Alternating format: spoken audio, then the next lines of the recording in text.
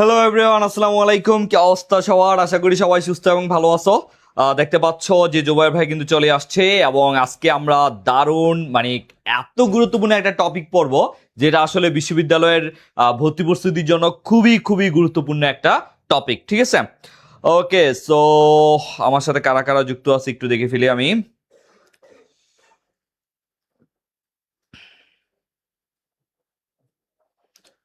সবাই একটু বন্ধুদেরকে মেনশন করে দাও এবং ক্লাসটা শেয়ার করে দাও, কারণ তোমরা জানো যত বেশি করবে শেয়ার তত বেশি পাবে জুবায়ের ভাইয়ার কেয়ার।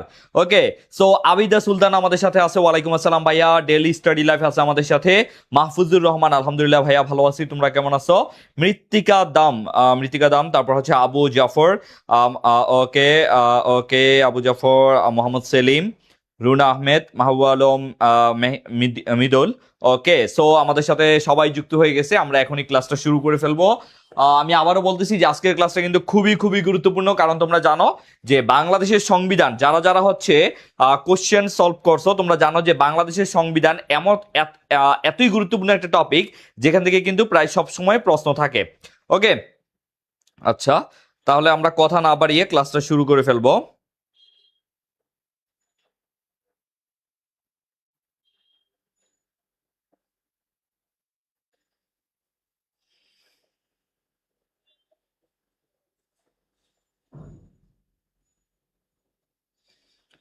ওকে, ওয়ালাইকুম আসসালাম। হাফিজ উদ্দিন আছে, সাব্বির হোসেন আছে। হ্যাঁ, আমি আলহামদুলিল্লাহ ভাইয়া ভালো আছি। ওকে, তাহলে চলো আমরা কোশ্চেনটা দেখে নিই। আজকে আমি 22টা কোশ্চেন পড়াবো তোমাদেরকে সংবিধান থেকে, যেগুলা বিগত সালে ঢাকা ইউনিভার্সিটিতে আসছে, এবং এর সাথে সাথে কি ধরনের প্রশ্ন আসতে পারে এবং কিভাবে সংবিধান পাঠটা আমরা আসলে পড়বো সেগুলো বিস্তারিত দেখাবো। সো আমি আবারও বলতেছি, খুবই খুবই গুরুত্বপূর্ণ একটা টপিক। হ্যাঁ, এইটা তোমাদেরকে জাস্ট ধরে রাখতে পারো 2 থেকে 3টা প্রশ্ন এখান থেকে আসবে। ঠিক আছে, ইনশাল্লাহ এই ক্লাস থেকে আসবে, এমন ভাবে পড়াবো এই ক্লাস থেকে আসবে। ঠিক আছে, ওকে। সো আমি জাস্ট একটু পেজ থেকে দেখে নেই কারা কারা আমাদের সাথে যুক্ত আছে। হ্যাঁ, আলহামদুলিল্লাহ ভালো আছে আমি।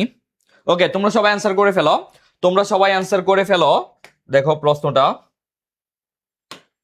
দেখো কি বলছে। রাষ্ট্রের সর্বোচ্চ আইন হলো সুপ্রিম কোর্টের রায়, সরকারি ডিক্রি, সাংবিধানিক আইন, প্রশাসনিক প্রবিধান। এইটা ছিল ঢাকা বিশ্ববিদ্যালয়ের একটা প্রশ্ন। দেখি এবার কে কে পারো। তোমরা সংবিধান কিন্তু পড়ে আসছো, যাদের পরিণতি ছিল তোমরা পরিণতি 2য় পত্রের 4র্থ অধ্যায়ে কিন্তু সংবিধান পাঠটা পড়ে আসছো, তাই না? সো এটা অনেকেরই পারার কথা, যাদের পরিণতি ছিল তোমাদের কিন্তু পারার কথা। এই তো আমি দেখতেছি কয়েকজন সব বন্ধুকে মেনশন করে দিচ্ছে, এরাই কিন্তু আসলে প্রকৃত বন্ধু, যারা তোমাকে এইভাবে ক্লাসের সময় মেনশন করবে এবং ক্লাসের সময় ডাকবে, তারাই কিন্তু আসলে প্রকৃত বন্ধু। ঠিক আছে, ওকে। সো প্রকৃত বন্ধুদেরকে আমরা দেখে ফেলতেছি। মোহাম্মদ সেলিম বলছে গ হবে, অর্থাৎ সে বলছে সাংবিধানিক আইন।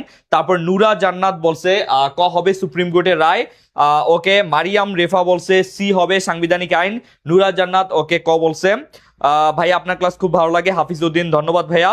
ওকে, সংবিধান থেকে বরাবরই প্রশ্ন আসে, আলো রাইট। তিথি বলছে সাংবিধানিক আইন, অনিক শীল বলছে সংবিধান, ফারজানা আক্তার বলছে 1-এর গ, মুফাসসির আতিকা বলছে 1-এর গ। ভাইয়া হেডফোন না নিলে কি বিপদে পড়বো? হ্যাঁ, আজকে অবশ্যই বিপদে পড়বা হেডফোন না নিলে। ঠিক আছে, ওকে। তাহলে দেখো, রাষ্ট্রের সর্বোচ্চ আইন হলো কোনটি? সুপ্রিম কোর্টের রায়, সরকারি ডিক্রি মানে সরকারি আইন যেগুলা, সাংবিধানিক আইন, প্রশাসনিক প্রবিধান। এখানে অবশ্যই হবে সাংবিধানিক আইন। সাংবিধানিক আইন বলতে আসলে কিন্তু সংবিধান কি বোঝানো হয়। ঠিক আছে, তো চলো এখানে আমরা একটু বিস্তারিত জেনে নেই। হ্যাঁ, একটু বিস্তারিত চলো আমরা জেনে নেই বাংলাদেশের সংবিধান সম্পর্কে। তোমরা কিন্তু একটা খাতা নিয়ে লিখে ফেলতে পারো বাংলাদেশের সংবিধান। আমি খুবই সহজভাবে, এবং যেগুলা পরীক্ষায় ঢাকা বিশ্ববিদ্যালয়ের জন্য, শুধু ঢাকা বিশ্ববিদ্যালয়ে না, তুমি যেখানেই পরীক্ষা দাও, যে ইউনিভার্সিটিতেই পরীক্ষা দাও, তোমার সংবিধান থেকে প্রশ্ন আসবে, এটা তুমি 100% লিখে নাও। আমি বলতে পারি যে 100% এখান থেকে মিনিমাম 2টা প্রশ্ন হবে সংবিধান থেকে, এটা মাথায় রাখো, কারণ এই সংবিধান পাঠটা এইবারের জন্য খুবই খুবই গুরুত্বপূর্ণ। ঠিক আছে, তাহলে মনে রাখবা, এই যে বাংলাদেশের সংবিধান, ঠিক আছে, এই যে বাংলাদেশের সংবিধান, এইটাকে আমরা বলতে পারি বাংলাদেশের সর্বোচ্চ আইন। বাংলাদেশের, লিখো, বাংলাদেশের সর্বোচ্চ আইন, বাংলাদেশের সর্বোচ্চ আইন বা সুপ্রিম ল। ঠিক আছে, বাংলাদেশের সর্বোচ্চ আইন, তাহলে আমরা বলতে পারি বাংলাদেশের সর্বোচ্চ আইন কোনটা? বাংলাদেশের সংবিধান বা সাংবিধানিক আইন যেটা, সেটাই হচ্ছে বাংলাদেশের সর্বোচ্চ আইন। এছাড়া আরেকটা তথ্য বিশ্ববিদ্যালয়ে সবচেয়ে বেশি গুরুত্বপূর্ণ, সেইটা হচ্ছে সংবিধানের অভিভাবক। সংবিধানের অভিভাবককে সংবিধানের অভিভাবক রক্ষক, রক্ষক যে কোনো একটা দিয়ে আসতে পারে, রক্ষক বা হচ্ছে ব্যাখ্যাকারক, ব্যাখ্যাকারক, এই তিনটার যে কোনো একটা থাকতে পারে, সেটা হচ্ছে তোমার সুপ্রিম কোর্ট। সুপ্রিম কোর্ট, ঠিক আছে, সুপ্রিম কোর্ট। তাহলে সংবিধানের অভিভাবক, ব্যাখ্যাকারক, রক্ষক কে? Supreme court. এটা মনে রাখবা, ঠিক আছে, এটা মনে রাখতে হবে। বাংলাদেশের সর্বোচ্চ আইন হচ্ছে সংবিধান, বাংলাদেশের সংবিধানের অভিভাবক, রক্ষক, ব্যাখ্যাকারক সুপ্রিম কোর্ট। অর্থাৎ এই যে তোমার, অথবা সুপ্রিম কোর্ট যদি না থাকে তুমি সেখানে বিচার বিভাগ দিতে পারো, ঠিক আছে, যদি না থাকে ইন কেস। ওকে, জাতীয় সংসদ, জাতীয় সংসদ কই থেকে আসলো? জাতীয় সংসদ না, এটা হবে সুপ্রিম কোর্ট, ঠিক আছে। জাতীয় সংসদ কি করে? জাতীয় সংসদ সংবিধান তৈরি করে, জাতীয় সংসদ আইন প্রণয়ন করে, জাতীয় সংসদ বাজেট প্রণয়ন করে। সেগুলো আমি তোমাদেরকে আরো পরে ইন ডিটেলসে দেখাবো, ঠিক আছে। ক্লাসটা করো, খুবই গুরুত্বপূর্ণ একটা ক্লাস, ঠিক আছে। সবাই দোয়া করুন আগামী 3 মাস দেশের জন্য আর কোনো উন্নতি না হয়। জিকে সিলেবাস দিন দিন বেড়েই যাচ্ছে। জিকে তুমি মানে শুধু উন্নতির ক্ষেত্রে না, খারাপ হইলেও সেগুলো পরীক্ষায় আসবে, ঠিক আছে। ওকে, আর তোমরা তো আরো বেশি বেশি দোয়া করবা। এই যে বেসিক প্রশ্ন এত বেশি, এর থেকে যদি তোমার সাম্প্রতিক হয়, সাম্প্রতিক তুমি অল্প তথ্য পড়ে বেশি কমন পাবা। যেমন ঢাকা বিশ্ববিদ্যালয়ের যে বি ইউনিট, এখানে 30টা প্রশ্ন থাকে। এই 30টা প্রশ্নের মধ্যে তোমার মিনিমাম 12 থেকে 13টা থাকে সাধারণ তোমার সাম্প্রতিক প্রশ্ন। এইটা তুমি অল্প তথ্য পড়ে বেশি কমন পাবা এখান থেকে, ঠিক আছে। সো মাঝে মাঝে এমনও হয়েছে 15 থেকে 17টা প্রশ্ন সাম্প্রতিক থেকে আসছে। শুধু সাম্প্রতিক না, সাম্প্রতিকের বেসিক থেকেও আসে। মনে করো এই বছর 2026 সালে ফিফা বিশ্বকাপ ফুটবল হইলো, তাই না? 23তম ফিফা বিশ্বকাপ ফুটবল হইলো। এখন তোমাকে প্রশ্ন করতে পারে যে এই বছরের সাম্প্রতিক কোনো তথ্য না করে তোমাকে প্রশ্ন করলো ফিফা বিশ্বকাপ কত সালে অনুষ্ঠিত, মানে কত সাল থেকে শুরু হয়, বা ফিফা কত সালে প্রতিষ্ঠা হয়, বা প্রথম ফিফা বিশ্বকাপ কোন দেশ ট্রফি নেয়। এই ধরনের কোশ্চেন কিন্তু আসতে পারে, ঠিক আছে। এগুলাকে আমরা বলি যে সাম্প্রতিকের বেসিক, ঠিক আছে। আর যেগুলো এই ধরনের তথ্য, এগুলাকে শুধু বেসিক বলবো আমরা, ঠিক আছে। কিছু পারি না, পারবা, কোনো সমস্যা নাই। ভাইয়ার ক্লাসটা করো, ভাইয়ার ক্লাসটা করলে ইনশাল্লাহ পারবা। সবাই একটু শেয়ার করে দাও। আজকে যারা বেশি বেশি শেয়ার করবে তাদের জন্য বেশি বেশি দোয়া হবে, ঠিক আছে। সবাই শেয়ার করে কমেন্টে ডান লিখো, সবাই শেয়ার করে কমেন্টে ডান লিখে দাও, ঠিক আছে। ওকে, এখন এই যে সংবিধান, তোমরা কি বলতে পারো পৃথিবীর সবচেয়ে বড় সংবিধান কোন দেশের? সবাই আমাকে একটু কমেন্ট করে জানাও, পৃথিবীর সবচেয়ে বড় সংবিধান কোন দেশের? সবচেয়ে বড় সংবিধান কোন দেশের? এখানে বড় বলতে অনুচ্ছেদ বেশি বোঝানো হয়, অনুচ্ছেদ বেশি বোঝানো হয়। আর পৃথিবীর সবচেয়ে ছোট সংবিধান কোন দেশের? ছোট সংবিধান কোন দেশের? দেখি এগুলা কে কে পারো দেখি। তারপরে পৃথিবীর প্রথম লিখিত সংবিধান, পৃথিবীর প্রথম লিখিত সংবিধান কোন দেশের? লিখিত সংবিধান মানে কোনটা? দেখি কে কে পারো। ওকে, সো স্যার এটা বিএনপি সরকারের যুগ, এত এত উন্নতি। আচ্ছা ঠিক আছে, আমেরিকা। আচ্ছা, একজন বলছে আমেরিকা, একজন বলছে যুক্তরাষ্ট্র সবচেয়ে ছোট, একজন বলছে ইন্ডিয়া। ওকে ওকে, ছোট যুক্তরাষ্ট্র, ছোট সংবিধান যুক্তরাষ্ট্র। ওকে, হ্যাঁ আলহামদুলিল্লাহ ভালো আছি আমি। আচ্ছা ওকে, দেখো এই যে আমরা দেখলাম পৃথিবীর সবচেয়ে বড় সংবিধান কোন দেশের, এটা মনে রাখবা ভারত। কিভাবে মনে রাখবা ভাইয়া? আমরা জানি সবচেয়ে বেশি জনসংখ্যা কোন দেশের? পৃথিবীর সবচেয়ে বেশি জনসংখ্যা কোন দেশের? ভারতের। তাদের সবচেয়ে বেশি জনসংখ্যা প্রায় 145 crore। আর তোমার দ্বিতীয় হচ্ছে চায়না, তাই না? ঠিক এইভাবে আমরা মনে রাখবো, এই জন্য তাদের জনসংখ্যা বেশি, এই জন্য তাদের সংবিধানও বড়। মানে প্রায় 448টা অনুচ্ছেদ আছে তাদের, বিভিন্ন জায়গায় বিভিন্ন, বাট সবচেয়ে ট্রাস্টেড সোর্স হচ্ছে 448টা। আর পৃথিবীর সবচেয়ে ছোট সংবিধান কোন দেশের? এটা দুইটা আছে, একটা হচ্ছে ইউএসএ আর একটা হচ্ছে মোনাকো। যদি ইউএসএ থাকে তাহলে অবশ্যই ইউএসএ। ইউএসএ হচ্ছে 7টা, দুইটারই 7টা অনুচ্ছেদ। আর মোনাকো হচ্ছে শব্দের দিক দিয়ে, শব্দের দিক দিয়ে একটা হচ্ছে 7টা অনুচ্ছেদ আর একটা হচ্ছে শব্দের দিক দিয়ে ছোট। তবে আমরা মোস্ট অ্যাপ্রোপ্রিয়েট হচ্ছে ইউএসএ, আর ইউএসএ না থাকলে তুমি মোনাকো দেখাইতে পারো, ঠিক আছে। একটা হচ্ছে শব্দের দিক দিয়ে ছোট, আর এভাবে ইউএসএ 7টা অনুচ্ছেদ আছে, ঠিক আছে। ইউএসএ এর 7টা অনুচ্ছেদ আছে। পৃথিবীর প্রথম লিখিত সংবিধান হচ্ছে মদিনা সনদ, এটা পরীক্ষায় আসে, মদিনা সনদ। আর যদি বলে কোন দেশ, যদি বলে কোন দেশের, তাহলে কিন্তু হবে দেশ বললে হবে কি জানো, দেশ বললে হবে ইউএসএ বা যুক্তরাষ্ট্র, ঠিক আছে। যদি অপশনে মদিনা সনদ না থাকে, যদি মদিনা সনদ থাকে তাহলে সেটা অবশ্যই মদিনা সনদ নিয়েই আসবে, ঠিক আছে। এটা মাথায় রাখবে। আমি কিন্তু পিডিএফ তোমাদেরকে দিয়ে দিব, সো কোনো সমস্যা নাই, তোমরা শুধু ধুমধারাকা শেয়ার করো, আর শেয়ার করলেই পিডিএফ পাওয়া যাবা, ঠিক আছে। ওকে, প্রথম লিখিত সংবিধান মদিনা সনদ, লিজা আক্তার ফারদৌসি, রাইট। লামিয়া সুলতানা বলছে হ্যাঁ। এই তো রাধিকা স্বামী হচ্ছে বন্ধুকে মেনশন করে দিছে। দেখছো এরকম কেয়ারিং বন্ধু আর পাবা তোমরা, এরকম কেয়ারিং বন্ধু। যারা তোমাকে ক্লাসে মেনশন দেয় তারাই তোমার প্রকৃত বন্ধু, আর যারা তোমাকে খারাপ কাজে ডাকে এরা কখনো কিন্তু তোমার বন্ধু না, ঠিক আছে। আমরা প্রায় দেখি না যে এরকম একটা মাদক অধিদপ্তরের একটা মাদক দমন অধিদপ্তরে এমন একটা আছে তোমার হচ্ছে এমন একটা স্লোগান আছে, যারা তোমাকে মাদক অফার করে তারা তোমার প্রকৃত বন্ধু নয় ঠিক আছে। সো যারা তোমাকে ক্লাসে মেনশন করে তারাই তোমার প্রকৃত বন্ধু, এটা মনে রাখবা, ঠিক আছে। হ্যাঁ, মদিনা সনদ। ওকে, তাহলে এটা আমরা শিখলাম। এইবার আসো আমরা আরো একটা গুরুত্বপূর্ণ তথ্য দেখি, সেটা হচ্ছে সংবিধানকে নিয়ে প্রায় হচ্ছে সংবিধানকে জিজ্ঞেস করা হয় সংবিধান কত প্রকার। দেখি তোমরা বলো তো, বাংলাদেশের সংবিধান মানে সংবিধানকে কত প্রকার ভাগ করা যায়। সংবিধান, হ্যাঁ, এই সংবিধানকে আমরা দুই ভাগে ভাগ করতে পারি। দেখো, এই সংবিধানকে আমরা দুই ভাগে ভাগ করতে পারি।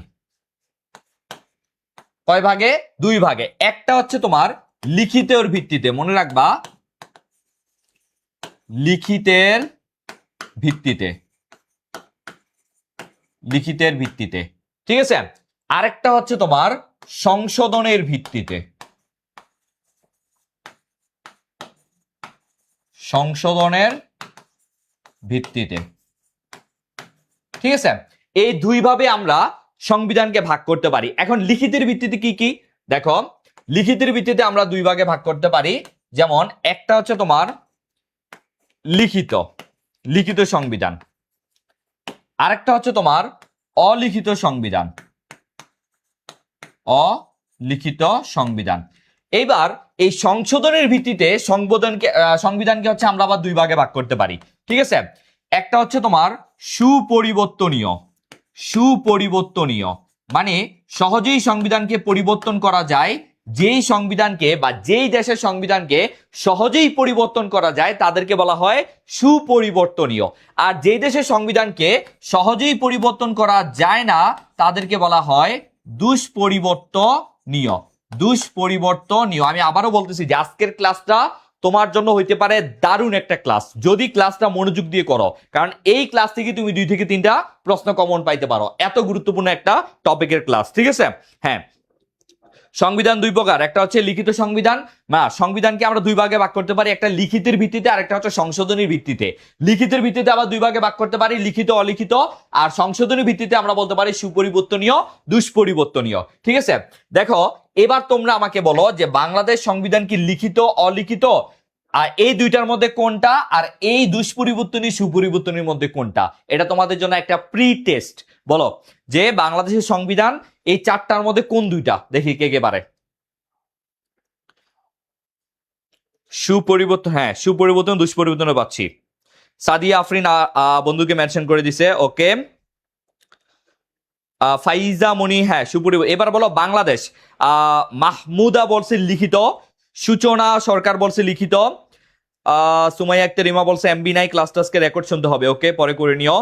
যদি এরকম, আমি সবসময় প্রেফার করি ক্লাসটা লাইভে করার জন্য, কারণ লাইভে তুমি যতটা মজা করে বা যতটা এঙ্গেজিং ভাবে ক্লাসটা করতে পারবা, অফলাইনে গেলে তোমার কাছে ওইরকম মনে হবে না। অফলাইনে গেলে মনে হবে দূর, এটা তো পরে করতেই পারবো, আমি হচ্ছে একটু রিলস দেখি, এইটা সেটা করতে করতে পরে আর পড়া হয় না। এইভাবে ক্লাস জমা হইতে হইতে পরে এত বেশি ক্লাস জমা হয়ে যায়, পরে আর পড়া হয় না, ঠিক আছে। এই জন্য আমি সবসময় প্রেফার করি অবশ্যই অবশ্যই ক্লাসটা লাইভে করার ট্রাই করবা। এখানে তুমি এই যে আমি বলতেছি এটা কি হবে, তুমি সাথে সাথে একটা অ্যান্সার দিলা, তোমার অ্যান্সার যদি ভুলও হয় তুমি কিন্তু সেটা কারেক্ট করে নেওয়ার ট্রাই করবা। আর মনে রাখবা সাধারণ জ্ঞান যত বেশি ভুল হয় তত বেশি সেটাই তোমার মাথায় মনে থাকবে। তুমি একটা জিনিস মনে করো ভুল হইলো, তখন তোমার মাথায় সেটা গেঁথে যায়, এটা কেন ভুল হইলো, এটার উত্তরটা কি হবে। এর জন্য সবসময় বলি সাধারণ জ্ঞান কখনো মুখস্থ করবা না। অনেকেই আমাকে বলে ভাই এত এত তথ্য কিভাবে মনে রাখবো, আমি বলি ভাই এত তথ্য তো আমার নিজেরই মনে থাকে না, আমিও তো সাধারণ জ্ঞানের জাহাজ না। এগুলা আমি অনেক বেশি পড়ছি, আমি অনেক বেশি এগুলা রিভাইজ দিতাম, পরীক্ষা দিতাম, এতে করে আমার মাথায় এটা চলে আসছে। এবং সাধারণ জ্ঞান সবসময় বুঝে বুঝে একটার সাথে আরেকটা মিল করে বা তুলনা করে পড়বা, তাহলেই মনে থাকবে। সেগুলো আমি সব শিখিয়ে দিব আমার ক্লাসে, ঠিক আছে? ওকে, সাইমা আক্তার বলছে লিখিত আর সুপরিবর্তনীয়। আচ্ছা, রাইসামণি বলছে লিখিত, বৃষ্টি রয় দুর্গা বলছে লিখিত দুষ্পরিবর্তনীয়, এস কে শিপন বলছে লিখিত দুষ্পরিবর্তনীয়, তারপর মোহাম্মদ হৃদয় বলছে দুষ্পরিবর্তনীয় হবে। আচ্ছা, সুবর্ণা বলছে লিখিত দুষ্পরিবর্তনীয়। এবার চলো আমরা দেখি কার কারটা হইছে, এবার দেখি আমরা কার কারটা হইছে, ঠিক আছে? দেখো, আমরা জানি বাংলাদেশের সংবিধান হচ্ছে লিখিত, এই যে আমি বিডি লিখে দিলাম। বাংলাদেশের সংবিধান হচ্ছে দুষ্পরিবর্তনীয়, আমি বিডি লিখে দিলাম, ঠিক আছে? এবার চলো কেন এগুলো বলছি। এই যে লিখিত কোনগুলো সেগুলো আমাদের জানার কোনো দরকার নাই, আমরা জানবো অলিখিত কোনগুলা। মনে রাখবা অলিখিত সংবিধান আমি হচ্ছে এই একটা ট্রিক্স দিয়ে মনে রাখার ট্রাই, মানে এইভাবে আমি পড়াই সব সময়। দেখো, E for England, E for England, England, S for Saudi Arab, Saudi Arab বা আরবিয়া। আর এই এসপি দিয়ে আবার বলতে পারি, এসপি দিয়ে কি এসপি ক্রিয়েশন না, এসপি দিয়ে কিন্তু এসপি ক্রিয়েশন না, স্পেন, স্পেন। আর এন ফর নিউজিল্যান্ড, নিউজিল্যান্ড। এই চারটা, এই স্পেন, ইংল্যান্ড মানে হচ্ছে যেটা আমরা এটা যে ওভারঅল আমরা পুরো যুক্তরাজ্য বুঝাইতে পারি বা শুধু ইংল্যান্ডও বুঝাইতে পারি, ঠিক আছে? আবার বা হচ্ছে আমরা ইউকে যুক্তরাজ্য বুঝাই, যাই হোক এখানে ইংল্যান্ড, সৌদি আরব, স্পেন, নিউজিল্যান্ড। আরেকটা দেশ আছে যে দেশটাকে আমরা সবাই মোটামুটি ঘৃণা করি, সেটা হচ্ছে কোনটা, সেটা হচ্ছে ইসরায়েল। এই যে ইসরায়েল আমি এখানে লিখে দিলাম, ইসরায়েল। এই পাঁচটা দেশের সংবিধান হচ্ছে, সংবিধান নাই কিন্তু না, সংবিধান অলিখিত। যেমন তোমার এই যে তোমার ব্রিটেন বা যুক্তরাজ্য যেটা আমরা বলি, ইংল্যান্ড, এইটার কিন্তু সংবিধান আছে, তবে সেই সংবিধানটা হচ্ছে তোমার প্রথা নির্ভর।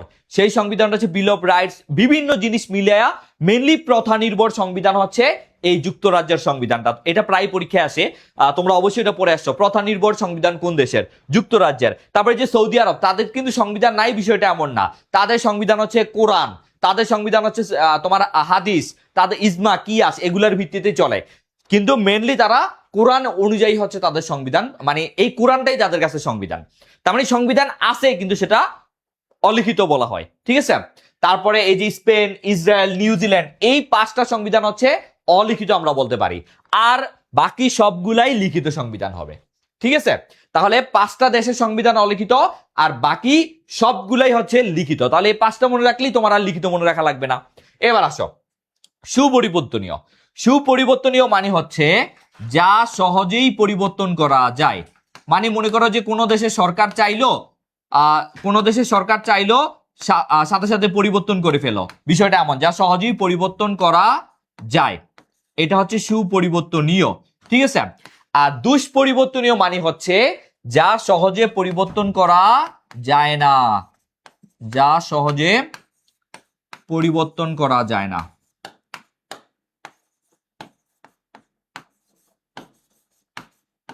ঠিক আছে? এখন তাহলে পরিবর্তনটা আসলে কিভাবে হবে? যেমন আমরা জানি আমাদের সংবিধানে 17টা সংশোধনী আছে, এই সংশোধনীগুলো আসলে কিভাবে করা হইলো, এটা একটা প্রশ্ন না? হ্যাঁ, এই সহজে পরিবর্তন করা যায়, তবে সেটা সহজ প্রসেস না। সেটার জন্য হচ্ছে তোমার ভোট নিতে হয়। সংবিধান আমাদের যে জাতীয় সংসদ, সেখানে 3/2 অংশ যদি সেখানে হা পক্ষে ভোট দেয় বা সংবিধান সংশোধনের পক্ষে তারা যদি রাজি থাকে, তবেই সেটা সংশোধন করা যাবে। 3/2 অংশের ভোটে, অর্থাৎ 3/2 অংশের ভোটে তুমি চাইলে সংবিধান সংশোধন করতে পারবে, সরকার চাইলে সংবিধান আর কি পরিবর্তন করতে পারবে, তবে সেটা 3/2 অংশ। ঠিক বাংলাদেশ হচ্ছে দুষ্পরিবর্তনীয়, বাংলাদেশেও এটা করা লাগে। সংবিধান সংশোধন করতে হইলে জাতীয় সংসদের তোমার 3/2 অংশ তাদের হচ্ছে সম্মতি লাগে। ঠিক বুঝতে পারছো? হ্যাঁ, সংবিধান কি তাই তো বুঝি না, লিখিত অলিখিত কেমনে হয় জানবো কেমনে, একটু ডিটেলস বলেন ভাইয়া। আচ্ছা, সংবিধান হচ্ছে, তুমি বলছো না কথাটা, আমার খুব কথাটা ভালো লাগছে। এই সংবিধানটা আসলে কি এটাই অনেকে জানে না।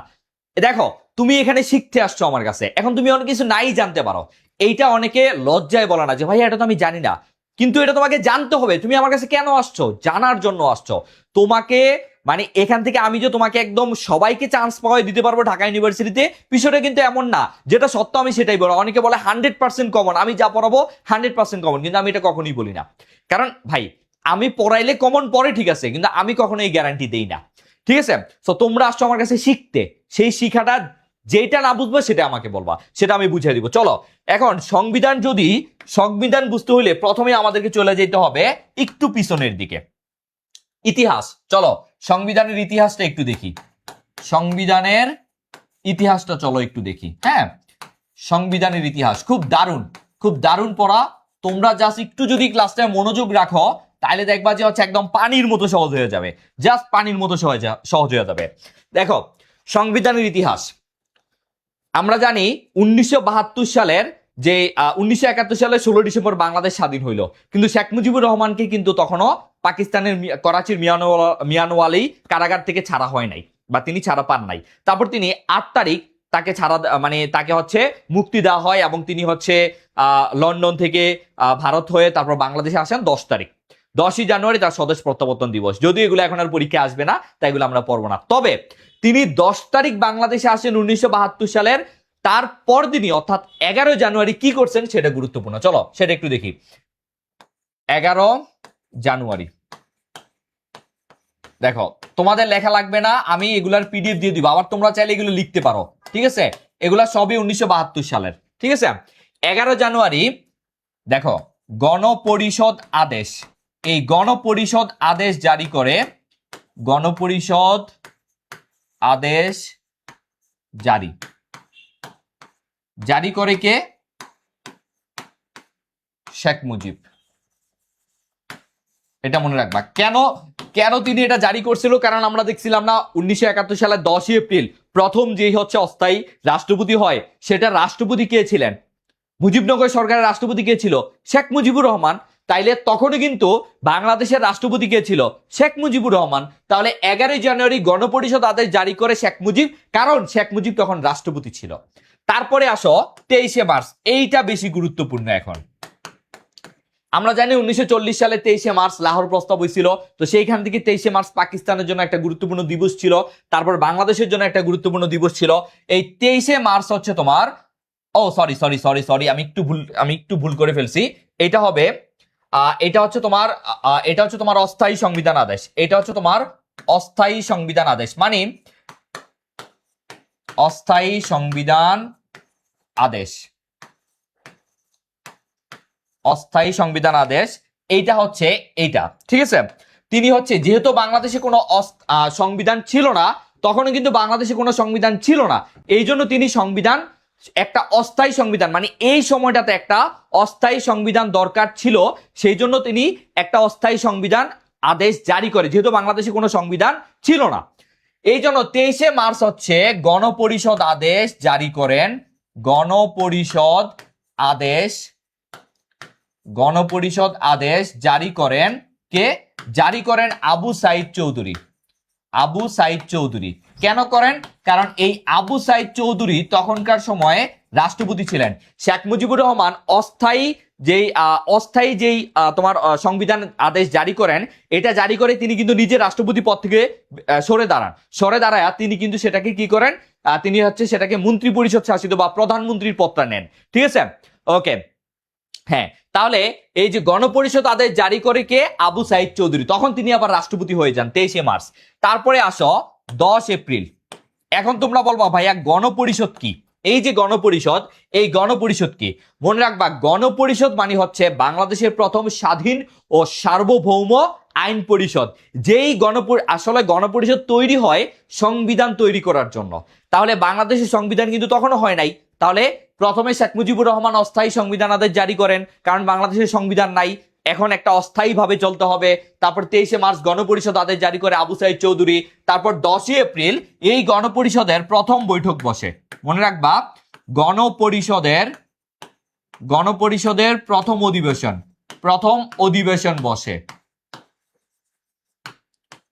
অধিবেশন বসে, ঠিক আছে। আর 11 এপ্রিল সংবিধান রচনা কমিটি গঠিত হয়। এটা খুব গুরুত্বপূর্ণ, সংবিধান রচনা কমিটি গঠিত হয়।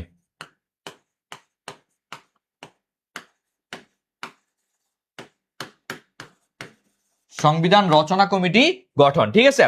তারপরে আমরা পড়বো 12 অক্টোবর। দেখো 12 অক্টোবর হচ্ছে খসড়া সংবিধান।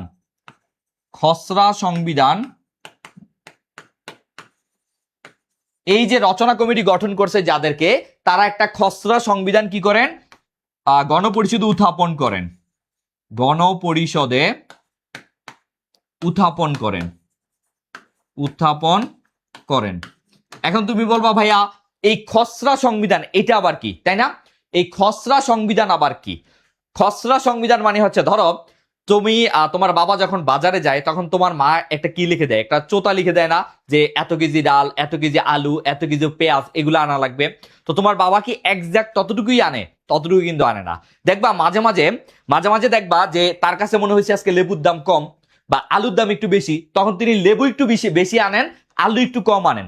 দ্যাট মিনস তোমার মা যেটা লেখা দিছে সেটা হচ্ছে তোমার কি, সেটা হচ্ছে তোমার এই যে খসড়া, আর তোমার বাবা যেটা আনছে সেটা কিন্তু চূড়ান্ত। ঠিক এইভাবে আগের যুগে কিন্তু এমন ছিল। এখন যেমন তোমরা ফোনে কিছু হইলেই মেসেঞ্জার, হোয়াটসঅ্যাপ, তারপর হচ্ছে স্ন্যাপ, এটা সেটা করে কি করো, লিখতে পারো, কাউকে হচ্ছে প্রেম নিবেদন এটা সেটা করতে পারো। আগে তো এগুলো ছিল না। আগে কি করতো, আগে হচ্ছে খাতায় লিখতো, খাতায় লিখে সেটা দিত। তো সেটা কি করতো, প্রথমে লিখলে ভালো না লাগলে সেটা ছিঁড়ে ফেলতো, আবার ভালো না লাগলে আবার ছিঁড়ে ফেলতো, মুছতো, অনেক প্যারা ছিল। তারপরে যেটা হইতো সেটাই হচ্ছে মেন, তো ওইটাকে বলা হয় ড্রাফট। আর এই ড্রাফটটাই হচ্ছে খসড়া সংবিধান, ঠিক আছে। মানে এইটাই হচ্ছে খসড়া সংবিধান, যেটা গণপরিষদ উত্থাপন করে 12 অক্টোবর, ঠিক আছে। কিন্তু 12 অক্টোবর এটা উত্থাপন করার পরে 4 নভেম্বর, দেখো 4 নভেম্বর হচ্ছে খসড়া সংবিধান কি হয়, গৃহীত হয়। খসড়া সংবিধান গণপরিষদে গৃহীত হয়, খসড়া সংবিধান গৃহীত হয়, এবং এই জন্যই এটাকে বলা হয় সংবিধান দিবস বলা হয়। তাহলে সংবিধান দিবস কবে? যদিও আমাদের অন্তর্বর্তীকালীন সরকার এই সংবিধান দিবস বাতিল করেছে, সংবিধান দিবস, তাহলে সংবিধান দিবস বলা হয় কোনটাকে, 4 নভেম্বর। কিন্তু সংবিধান কিন্তু তখনও কার্যকর হয় নাই। তাহলে সংবিধান কার্যকর করা হয়েছে কবে?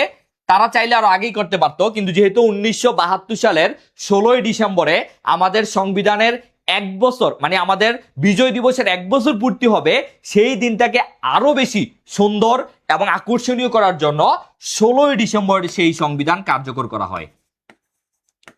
16 ডিসেম্বর সংবিধান কার্যকর করা হয়। এটা মনে রাখবা যে সংবিধান কার্যকর করা হয় কবে, সংবিধান কার্যকর করা হয় কবে। তাহলে সংবিধান কার্যকর করা হয় 16 ডিসেম্বর।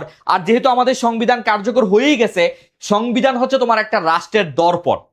আমার এই কথাটা মনে রাখবা, সংবিধান হচ্ছে একটা রাষ্ট্রের দর্পণ। একজন একটু আগে বলছে না ভাইয়া সংবিধান কি, সেটাই তো জানি না। আসলে সংবিধান হচ্ছে একটা রাষ্ট্রের দর্পণ।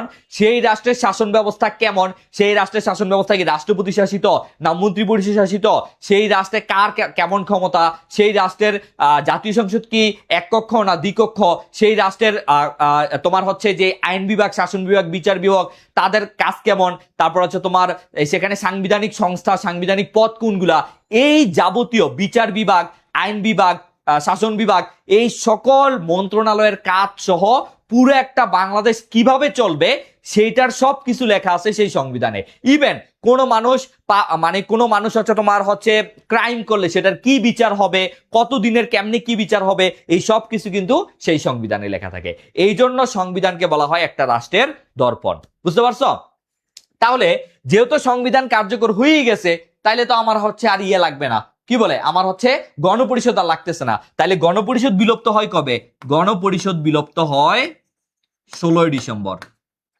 গণপরিষদ বিলুপ্ত, তাহলে গণপরিষদ বিলুপ্ত হয় 16 ডিসেম্বর, আর সংবিধান কার্যকর হয় 16 ডিসেম্বর। বুঝতে পারছো? বুঝতে পারলে ডান লিখো, বুঝতে পারলে ডান লিখো। সংবাদ মাধ্যম হলো রাষ্ট্রের দর্পণ, ওইটা হচ্ছে তোমার কি বলা হয়, ওইটাকেও বলা হয়, আবার এটাকেও বলা হয় রাষ্ট্রের দর্পণ। ঠিক আছে, একটা রাষ্ট্রের দর্পণ। আবার তোমার একটা পরীক্ষা আসছিল যে তোমার সংবিধান নিয়ে এরকম মানে এটাকে কয়েকটা কি রাষ্ট্র দর্পণ বলা যায়, সেখানে সংবিধান হচ্ছে একটা রাষ্ট্র দর্পণ। ঠিক আছে, ওকে, এগুলো আরো একবার বলেন। আচ্ছা আমি বলতেছি, দেখো বাংলাদেশে কিন্তু, বাংলাদেশ একদম সদ্য স্বাধীন একটা দেশ জন্মাবার পরে বাংলাদেশে কিন্তু কোনো শাসন ব্যবস্থা ছিল না। তখন 11ই জানুয়ারি শেখ মুজিবুর রহমান একটা অস্থায়ী সংবিধান আদেশ জারি করলো। যেহেতু বাংলাদেশে কোনো সংবিধান নাই, তাহলে তো একটা সংবিধান লাগবে বাংলাদেশে। তো যতদিন পর্যন্ত একটা সংবিধান তৈরি করা না হবে ততদিন পর্যন্ত একটা অস্থায়ী সংবিধান আদেশ জারি করে শেখ মুজিবুর রহমান, কারণ তিনি তখন রাষ্ট্রপতি ছিল। তারপরে তিনি রাষ্ট্রপতি থেকে বহাল হন, মানে রাষ্ট্রপতি থেকে তিনি সরে আসেন এবং সেই রাষ্ট্রপতি পদে দেওয়া হয় আবু সাইদ চৌধুরীকে। সেই 23শে মার্চ 1972 সালের এই তোমার আবু সাইদ চৌধুরী গণপরিষদ আদেশ জারি করেন। গণপরিষদ কি?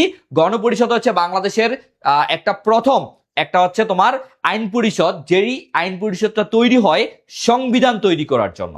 ঠিক আছে, তারপরে 10 এপ্রিল এই গণপরিষদের প্রথম অধিবেশন বসে। এখন তুমি বলতে পারো ভাইয়া গণপরিষদে কারা ছিল, কারা কি করছিল, সেটা আমি বলতেছি এখন।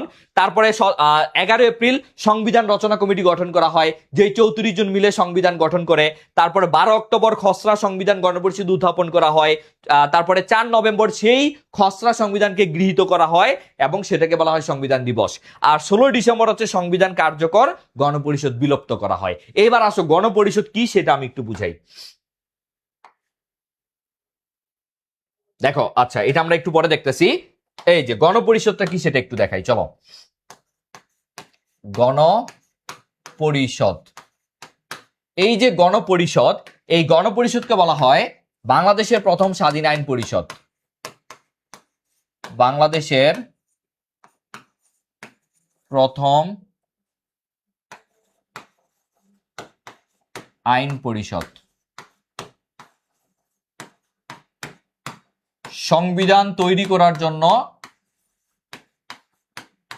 গঠিত।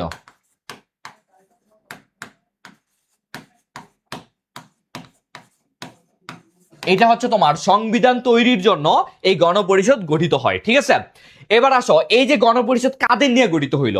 ওই যে আমাদের সেই 1970 সালে যে নির্বাচন হইল, সেখানে তোমার জাতীয়, প্রাদেশিক, উপনির্বাচন সহ টোটাল 469 জন কিন্তু সদস্য ছিল।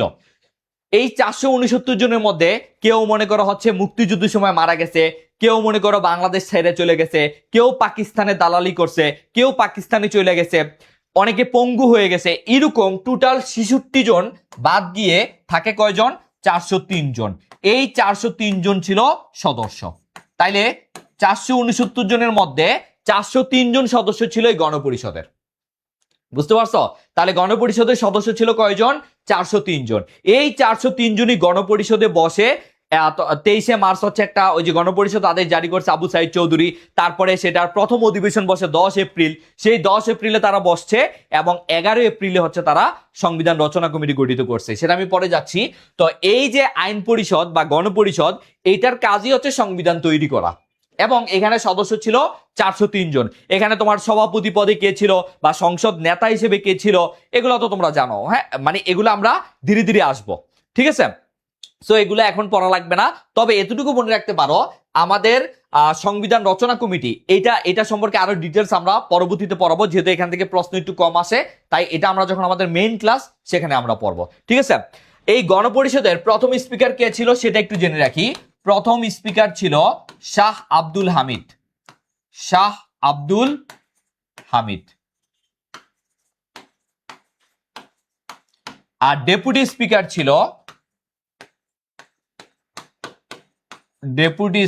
ছিল মোহাম্মদুল্লাহ।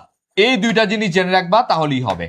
কারণ তোমরা বিভিন্ন বই পড়বা বা যাই পড়ো সেখানে প্রচুর তথ্য দেওয়া থাকে, কিন্তু তোমরা আসলে বুঝো না যে কোন তথ্যটা আমার পরীক্ষায় আসতে পারে আর কোন তথ্যটা পরীক্ষায় কখনোই আসবে না। তো সেই জায়গাটাই কিন্তু আমি তোমাদেরকে ধরিয়ে দিব, যে এই যে তোমাদের কাছে যে বইগুলো আছে, আমি জানি অনেকের কাছে হয়তো সামনে এখনো বই আছে, তুমি দেখো তো এই যে 3 মাসে তুমি কি 1000 পেজের এত বড় একটা বই শেষ করতে পারবা? তুমি নিজেকে নিজে জিজ্ঞেস করো যে আদৌ কি শেষ করা সম্ভব, কিন্তু ব্রেনে ইনপুট দেওয়া কি সম্ভব? কয়টা তথ্য তুমি মনে রাখতে পারবা? হাইস্ট তুমি হচ্ছে এই 3 মাসে আসলে তুমি চাইলেও সেখানে বাংলা পড়বা, প্রথম পত্র দ্বিতীয় পত্র পড়বা, ইংরেজি প্রথম পত্র দ্বিতীয় পত্র পড়বা, তারপরে তো হচ্ছে তোমার মেমোরাইজিং পার্ট আছে, মানে আবার রিটেন। সো এখানে তুমি চাইলেই অনেক কিছু পড়তে পারবে না। তোমার কাছে একটা বই থাকতে পারে, কিন্তু তুমি এত তথ্য কখনোই সম্ভব না। এবং এত তথ্য পড়লে তুমি এটাই বুঝবা না যে আদৌ তোমার কোনটা মনে রাখা বেশি গুরুত্বপূর্ণ আর কোনটা মনে রাখা কম গুরুত্বপূর্ণ। সেই জায়গাটায় আমি কাজ করে দিব, কারণ যেহেতু আমি বিগত অনেক বছর যাবত এই সেক্টরে পড়াচ্ছি, তাই আমি কিন্তু জানি যে ঢাকা বিশ্ববিদ্যালয়ে কোন প্রশ্নগুলা বেশি আসে আর কোন প্রশ্নগুলা কম আসে। তো সেই জায়গাটাই কিন্তু আমি তোমাদেরকে ধরিয়ে দিব, ঠিক আছে? ওকে, এবার আসো আমরা হচ্ছে সংবিধান, এই সংবিধান দেখো, এই প্রশ্নটা দেখো, এই প্রশ্নটা দেখো, এই প্রশ্নটা তোমরা দেখে অ্যান্সার করো যে নিচের কোন ব্যক্তি বাংলাদেশের সংবিধান প্রণয়ন কমিটির সদস্য ছিলেন, দেখে অ্যান্সার করো। এই প্রশ্নটা অনেক বেশিবার আসছে। কে কে আছে? জিল্লুর রহমান, আব্দুল হামিদ, রাজিয়া বানু, আব্দুল হামিদ। আচ্ছা, আব্দুল হামিদ 2বার আসছে। ওকে, তাহলে অ্যান্সার করে ফেলো। হ্যাঁ, এই মোহাম্মদুল্লাহ পরবর্তীতে আমরা যখন জাতীয় সংসদ পড়বো সেখানে বলবো যে এই মোহাম্মদুল্লাহ কিন্তু জাতীয় সংসদের প্রথম স্পিকার হয়েছিল, ঠিক আছে? এগুলা ইন ডিটেলস আমি যখন তোমাদেরকে 1 বাই 1 পড়াবো। এই যে দেখো, তুমি কি হচ্ছে এটা কোনোভাবেই সম্ভব যে তুমি হচ্ছে এইরকম ডেট বাই ডাই, মানে ডেটগুলা আলাদা করে মুখস্থ করা সম্ভব না, কিন্তু আমার কিভাবে মনে আছে, কারণ আমি ডেটগুলা ধারাবাহিকভাবে মনে রাখছি। এই তারিখের পরে এইটা হয়েছে, এই তারিখের পরে এইটা হয়েছে, এইভাবে কোর্সে দিকেই কিন্তু আমার এগুলা মনে আছে। তো আমি জানি তুমি এখন চাইলেও পারবা না, এটার জন্য তোমার অনেক সময় দরকার। ধীরে ধীরে ধীরে ধীরে হবে এগুলা, ঠিক আছে? ওকে, তারপরে আসো, এই যে বলছিলাম যে নিচের কোন ব্যক্তি বাংলাদেশ সংবিধান প্রণয়ন কমিটির সদস্য ছিলেন। আমরা জানি বাংলাদেশের সংবিধান যে প্রণয়ন কমিটি, সেটা তোমার হচ্ছে 34 জন ছিল। টোটাল সদস্য ছিল কয়জন? 34 জন সদস্য ছিল টোটাল, ঠিক আছে? এই 34 জন সদস্যের মধ্যে তোমার প্রধান কে ছিল? মনে রাখবা, প্রধান ছিল ডক্টর কামাল। প্রধান ছিল ডক্টর কামাল, যাকে বলা হয় সংবিধানের জনক। তাকে কি বলা হয় জানো? সংবিধানের জনক, সংবিধানের জনক। এবং এখানে একমাত্র নারী সদস্য, এইটাই সবচেয়ে বেশি আসে, একমাত্র নারী সদস্য রাজিয়া বানু বা রাজিয়া আক্তার বানু, যেটাই বলো, এই যে এখানে আছে রাজিয়া বানু, ঠিক আছে? রাজিয়া বানু, ঠিক আছে? তাইলে এই হচ্ছে আমাদের সংবিধান রচনা কমিটি, যারা হচ্ছে এই সংবিধান রচনা কমিটি করে। এর মধ্যে একমাত্র বিরোধী দলীয় একজন, 33 জনই ছিল আওয়ামী লীগের। এই সংবিধান রচনা কমিটির 33 জনই ছিল আওয়ামী লীগের, এই 34 জনের মধ্যে তার মধ্যে একজন ছিল হচ্ছে বিরোধী দলীয় সদস্য, সুরঞ্জিত সেনগুপ্ত। সেটাও পরীক্ষায় আসবে না, ঠিক আছে? এই 34 টোটাল 34 জন সদস্য ছিল, ঠিক আছে? এতটুকু মনে থাকবে? আচ্ছা, তোমরা অ্যান্সার করছো ভাইয়া, একমাত্র মহিলা। হ্যাঁ হ্যাঁ, ঠিক আছে, রাইট। এইবার আসো, আমি যেটা বলতেছিলাম, এইখানে তোমার কয়েকটা জিনিস মনে রাখতে হবে। যেমন যেমন হচ্ছে এই যে আমাদের যে একটা সংবিধান লিখলো, হাতে লিখলো, এই ব্যক্তিটা কে বলতো? সংবিধানের হস্তলিখক কে? সংবিধানের হস্ত লেখক, সংবিধানের হস্তলেখক কে ছিল? তারপরে আমাদেরকে জানতে হবে, আচ্ছা এটা আমি এখানে দেখাই, এই যে এখানে দেখাই, এই যে ইনি ছিলেন রাজিয়া বানু। ইনি ছিলেন কে? রাজিয়া বানু, দেখছো? ইনি ছিলেন রাজিয়া বানু। এবং এইটা আমরা দেখতে পাচ্ছি শেখ মুজিবুর রহমান, আর এই ইনি হচ্ছে আবু সাইদ চৌধুরী। আবু সাইদ চৌধুরী। আমি কিন্তু তোমাদেরকে আমার ক্লাসে এরকম ছবি সহ সবকিছু দেখাবো, যাতে করে ইজিলি মনে রাখতে পারো, যাতে করে ইজিলি মনে রাখতে পারো। কারণ সাধারণ জ্ঞান পড়ার খুব গুরুত্বপূর্ণ দুইটা জিনিস লাগে, একটা হচ্ছে ম্যাপ আর একটা হচ্ছে ছবি দেখে দেখে পড়া। তাইলে সেটা তোমার ওই মুখস্থ করার চাইতে 100 গুণ বেশি কাজে লাগে। তাহলে এই যে দেখতে পাচ্ছ আবু সাইদ চৌধুরী, এর নাম আর তুমি সহজে ভুলবা না। আর এই যে রাজিয়া বানু দেখতে পাচ্ছ, কত স্টাইলিশ একজন মহিলা ছিল, যিনি একমাত্র মহিলা সদস্য ছিল আমাদের এই সংবিধান রচনা কমিটির জন্য, ঠিক আছে? এবং এই যে দেখতে পাচ্ছ আব্দুর রৌফ, আব্দুর রৌফ, ইনি কিন্তু ছিল সংবিধানের হস্তলেখক। দেখতে পাচ্ছ, সংবিধানের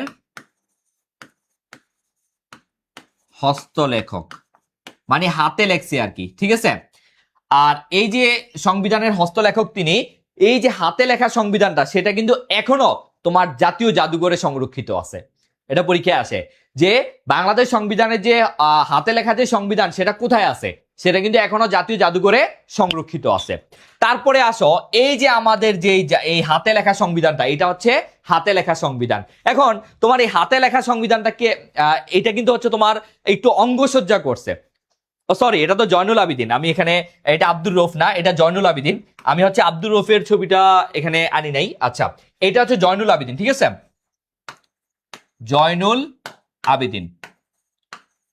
তাহলে এই যে জয়নুল আবেদিন তিনি কিন্তু সংবিধানের অঙ্গসজ্জা করেন, সংবিধানের অঙ্গসজ্জা করেন,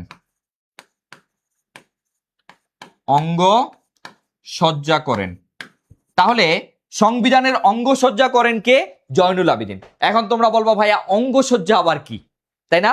সংবিধানের আবার কেমনে অঙ্গসজ্জা? এই দেখো তো সংবিধানের এই যে এখানে এখানে কতগুলা বর্ডার বা কত রকম সুন্দর সংবিধানের অঙ্গসজ্জা আছে না?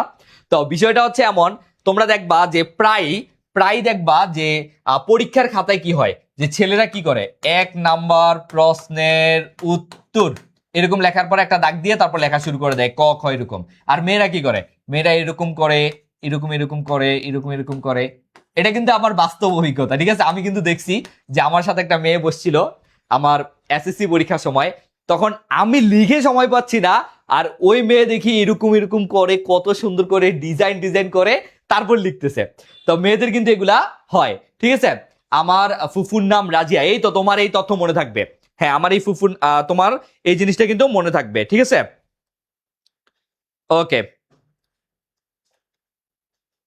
রাজিয়া বানু লিখছেন ভাইয়া, হ্যাঁ রাজিয়া বানু লিখছি। ওকে, হ্যাঁ ডিজাইনার, অঙ্গসজ্জাকারী মানে কি, যে ডিজাইনার ছিলেন। তো এরকম মেয়েরা কিন্তু এরকম করে, আমরা জানি, তাই না? ওকে, তারপর আসো এখানে আমরা দেখলাম তাহলে এটা হচ্ছে জয়নুল আবেদিন, যিনি হচ্ছে অঙ্গসজ্জা করছেন। আর এই জয়নুল আবেদিনের সাথে আবার শিল্পী হাশেমও ছিল। আর আব্দুর রউফ তিনি হচ্ছেন সংবিধানের হস্তলেখক। এগুলো আমরা হচ্ছে আমাদের যে মেইন ক্লাস এখানে পড়াবো। আব্দুর রউফ, ঠিক আছে, আব্দুর রউফ। এবার আসো তারপরে আমাদের আর কি আছে দেখি। তারপরের প্রশ্নটা ছিল বাংলাদেশের সংবিধান মূলত কয় ভাগে বিভক্ত? 7, 9, 11, 17। দেখি পারো কিনা, অ্যান্সার করো।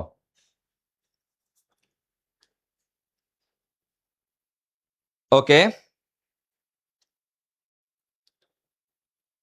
ভাইয়া, এগুলা কি করলেন? আমরা তো এগুলা করি নাই, তোমরা করো নাই? মোটেও মেয়েরা এমন করে না, সব মিছা কথা। না, মেয়েরা এরকম ডিজাইন করে, এটা সত্যি কথা, এটা আমি নিজেও দেখছি। তোমরা করো না হইতে পারে। আচ্ছা, ওকে, হ্যাঁ ঠিক আছে। তো সংবিধান মূলত কয় ভাগে বিভক্ত সেইটার আগে চলো আমরা হচ্ছে সংখ্যায় সংবিধানটা একটু দেখে আসি, ঠিক আছে? দেখো, সংখ্যায় সংবিধান আমি সবসময় তোমাদেরকে সাধারণ গণিতটা পড়াবো একদম ট্রিক্স দিয়ে, এমন ভাবে পড়াবো ট্রিক্স গুলা যাতে করে তোমার কি মনে হয়, যাতে করে হচ্ছে তোমার এই পড়াগুলা ইজিলি মনে থাকে। দেখো, যেমন 1 নাম্বার হচ্ছে সংবিধানের প্রস্তাবনা। আমরা জানি সংবিধানের প্রস্তাবনা কয়টা? একটা। তারপরে নারী সদস্য কয়জন? নারী সদস্য মানে হচ্ছে রচনা কমিটির নারী সদস্য, সেটাও কয়জন? একজন। সংবিধান রচনা কমিটির নারী সদস্য কয়জন? একজন। দেখছো, এইভাবে তোমাকে যখন হচ্ছে আমরা সংখ্যায় সংবিধানটা পড়াবো তাহলে তোমার ইজিলি মনে থাকবে। 2 নাম্বার দেখো, 2 নাম্বার হচ্ছে ভাষা। ভাষা মানে কি, এই যে আমাদের সংবিধান, এই সংবিধানটা তৈরি হয়েছে দুইটা, মানে প্রথমে এটা কিন্তু ইংরেজি ভাষায় তৈরি হয়েছে এবং দুইটা দেশ থেকে আমাদের সংবিধানটা রচনা করা হয়েছে। সেটা হচ্ছে তোমার বিবি, মানে আমি এইভাবে পড়াই, বিবি ব্রিটেন এবং হচ্ছে ভারত, এই দুইটা দেশের সংবিধানকে দেখে বা এই দুইটা দেশের সংবিধান কি স্টাডি করে তবেই কিন্তু বাংলাদেশের সংবিধান তৈরি করা হয়েছে। এই জন্য বাংলাদেশের সংবিধান ভাষা হচ্ছে দুইটা, একটা হচ্ছে ইংলিশ আর একটা হচ্ছে বাংলা। মানে প্রথমে ইংলিশে সেটা রচনা করা হয়েছে, পরবর্তী সেটা বাংলায় অনুবাদ করেন অধ্যাপক আনিসুজ্জামান, ঠিক আছে, জাতীয় অধ্যাপক আনিসুজ্জামান। এই বাংলায় কিন্তু এখন আবার কথা আছে, যদি কখনো ইংলিশ আর বাংলার মধ্যে কোনো কিছু নিয়ে কনফ্লিক্ট লাগে তাহলে আমরা কোনটাকে বেশি প্রায়োরিটি দিব? তখন কিন্তু আমরা এই বাংলাকে বেশি প্রায়োরিটি দিব। কারণ হচ্ছে তোমার আমাদের মাতৃভাষা যেহেতু বাংলা একটা জিনিস বললে আমরা সেটাই বুঝি, কিন্তু ইংলিশে কিন্তু একটা ওয়ার্ডের কয়েকটা ব্যাখ্যা থাকতে পারে বা কয়েক ভাবে বুঝায়, তাই না? এই জন্য, ঠিক আছে। তারপরে আসো 4 নাম্বার। 4 নাম্বার হচ্ছে সংবিধানের মূলনীতি। আমাদের সংবিধানের মূলনীতি কয়টা বলতো?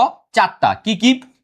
জাতীয়তাবাদ, জাতীয়তাবাদ, তারপর হচ্ছে গণতন্ত্র, তারপর হচ্ছে সমাজতন্ত্র, তারপর হচ্ছে ধর্ম নিরপেক্ষতা। আমাদের সংবিধানে কিন্তু ধর্ম নিরপেক্ষতা রয়েছে। তবে এখন যদিও এই মূলনীতিগুলো চেঞ্জ করার একটা কথা আছে, এখনো কিন্তু হয় নাই, সেটা আমি তোমাদেরকে পরবর্তীতে জানাবো, ঠিক আছে। তারপর 7, আমাদের সংবিধানে 7টা তফসিল আছে। এই তফসিলগুলো আগে পরীক্ষায় আসতো। যেমন 5 নাম্বার তফসিল ছিল শেখ মুজিবুর রহমানের 7ই মার্চের ভাষণ।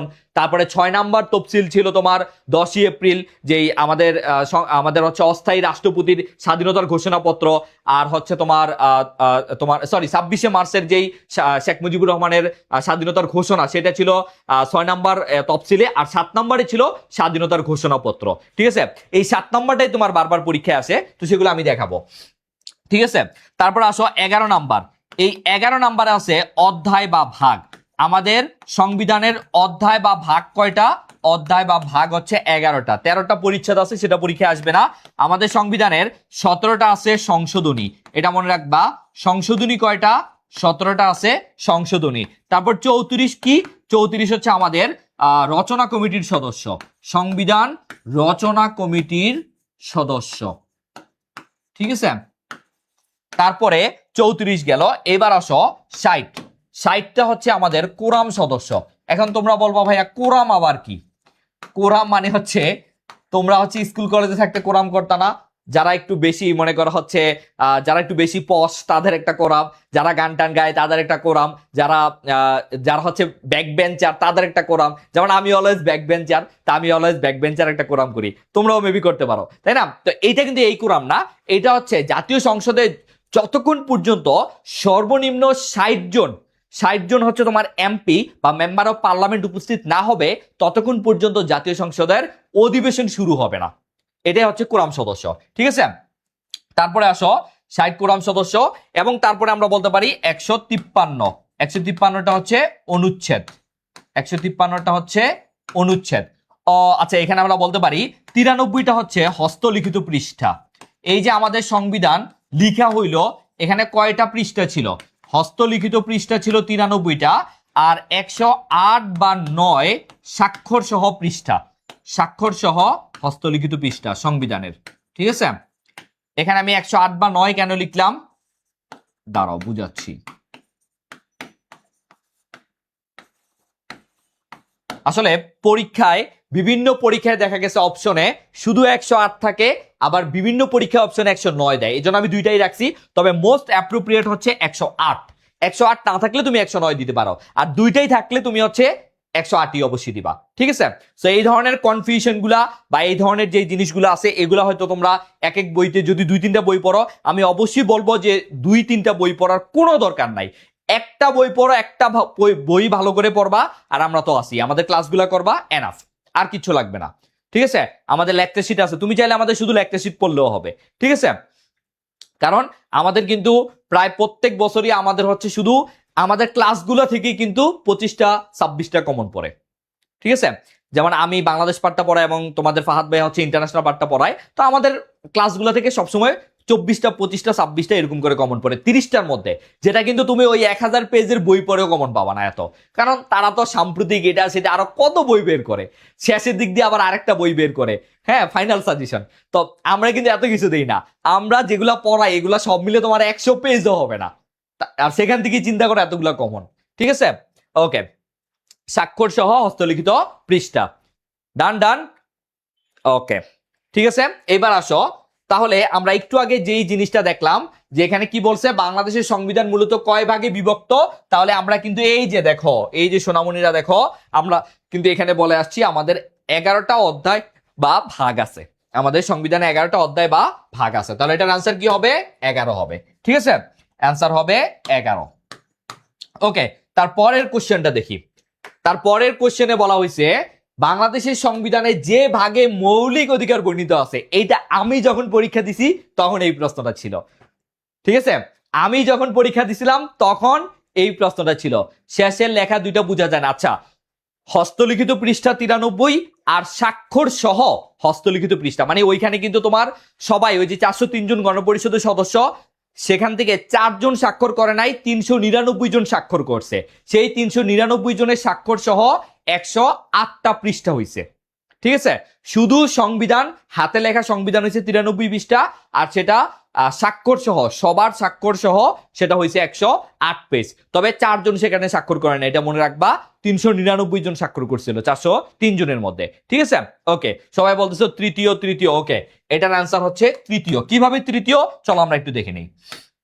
এই যে দেখো, আমাদের সংবিধানের প্রথম ভাগে বলা আছে প্রজাতন্ত্র নিয়ে, প্রজাতন্ত্র। এখানে কি কি বলা আছে জানো? যে বাংলাদেশ সরকারের, আমাদের বাংলাদেশের রাষ্ট্রীয় সীমানা কতটুকু, বাংলাদেশের ভাষা কি, বাংলাদেশের তোমার হচ্ছে ধর্ম কি, মানে রাষ্ট্রীয় ধর্ম কি, রাষ্ট্রভাষা কি, তারপর হচ্ছে 4 নম্বরে তোমার হচ্ছে 3 নম্বরে রাষ্ট্রভাষা নিয়ে বলা আছে, 4 নম্বরে জাতীয় প্রতীক নিয়ে বলা আছে, 5 নম্বরে রাজধানী নিয়ে বলা আছে, 6 নম্বরে হচ্ছে বাংলাদেশের নাগরিক জাতি হিসেবে বাঙালি আর তোমার নাগরিক হিসেবে বাংলাদেশী হিসেবে বলে গণ্য হবে, এটা আছে। 7 নম্বরে 2টা বলা আছে, 7 ক, মানে 7 নম্বর অনুচ্ছেদে মেনলি বলা আছে সংবিধানের প্রাধান্য, 7 কতে বলা আছে যে সংবিধান বাতিল, স্থগিতকরণ ইত্যাদি অপরাধ, আর 7 খতে বলা আছে সংবিধানের যে মৌলিক বিষয়াবলী সেগুলো পরিবর্তন, মানে কোনোভাবে পরিবর্তন করা যাবে না। এই 1 থেকে 7 পর্যন্ত এখানে প্রজাতন্ত্রে বলা আছে। ঠিক আছে, তো আমি এইভাবে কিভাবে আমার মনে আছে, কারণ আমার পড়তে পড়তে মনে আছে। তো তোমরাও এই সংবিধানটা প্রতিদিন একবার করে পড়বা, তাহলে দেখবা অটোমেটিক। তবে সবগুলো অনুচ্ছেদ কিন্তু পড়া দরকার নাই, 153টা অনুচ্ছেদ সব পড়া দরকার নাই। কি কি পড়বা আমি দেখাই দিব। ঠিক আছে, এবার আসো দ্বিতীয় নাম্বারে আছে রাষ্ট্রের মূলনীতিগুলা। আমরা জানি এই যে আমাদের যে মূলনীতিগুলো আছে এগুলা এই রাষ্ট্র পরিচালনার মূলনীতি এখানে বলা আছে। আর এই তৃতীয় ভাগে বা তৃতীয় অধ্যায়ে কিন্তু মৌলিক অধিকার বলা আছে, মৌলিক অধিকার। এবার আমাকে কি কেউ বলতে পারো যে মৌলিক অধিকার যে তৃতীয় ভাগ সেখানে টোটাল কয়টা অনুচ্ছেদ আছে? এগুলো কিন্তু পরীক্ষায় আছে। মজার বিষয় হচ্ছে, এই জন্যই বলি যে তোমরা অনেকেই ভাবো যে সাধারণ জ্ঞান কি আবার কারো কাছে পড়া লাগে, সাধারণ জ্ঞান একটা বই কিনবো, ধুপধাপ মুখস্থ করা শুরু করব, প্রথম থেকে শেষ মুখস্থ করব। এইটা কিন্তু অনেকের টেন্ডেন্সি, যেমন আমি নিজেও দেখছি আমার ফ্রেন্ডরা এরকম করছিল, কিন্তু পরে দেখা গেছে কোনটা গুরুত্বপূর্ণ না তারা এটাই বুঝে নাই। কিন্তু আমি কিন্তু সাধারণ জ্ঞানে আমার 24টা হয়েছিল 30টার মধ্যে, যদিও আমাদের সময় প্রশ্ন অনেক কঠিন ছিল, তাও কিন্তু আমার 24টা হয়েছিল। কেন? কারণ আমরা সবসময় সাধারণ জ্ঞান একটু মজা করে পড়তাম, ডিসকাশন করে পড়তাম। আমি তোমাদের প্রথম ক্লাসে বলছিলাম, তো সাধারণ জ্ঞান পড়তে হবে ডিসকাশন করে, মজা করে। আমি যে তোমাকে এই কথাগুলো বলবো এমন ভাবে মজা দিয়ে পড়াবো যে তোমার পরীক্ষার খাতায় গেলে, মানে পরীক্ষার হলে গেলে তোমার মাথায় সেটা ঘুরবে যে ভাইয়া তো এই কথাটা এমনি বলছিল।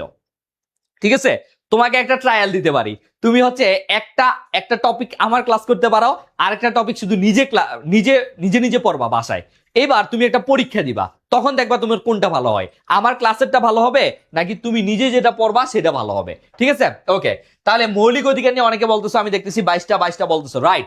এই যে তোমার হচ্ছে এখানে টোটাল অনুচ্ছেদ আছে 22টা অনুচ্ছেদ আছে, টোটাল 22টা। কিন্তু মৌলিক অধিকার নিয়ে কয়টা অনুচ্ছেদ আছে এইটা এবার আনসার করো, বলো। এই প্রশ্নটা সবচেয়ে বেশি আসে, মৌলিক অধিকার নিয়ে আমাদের সংবিধানে কয়টা অনুচ্ছেদ আছে দেখি, বলো।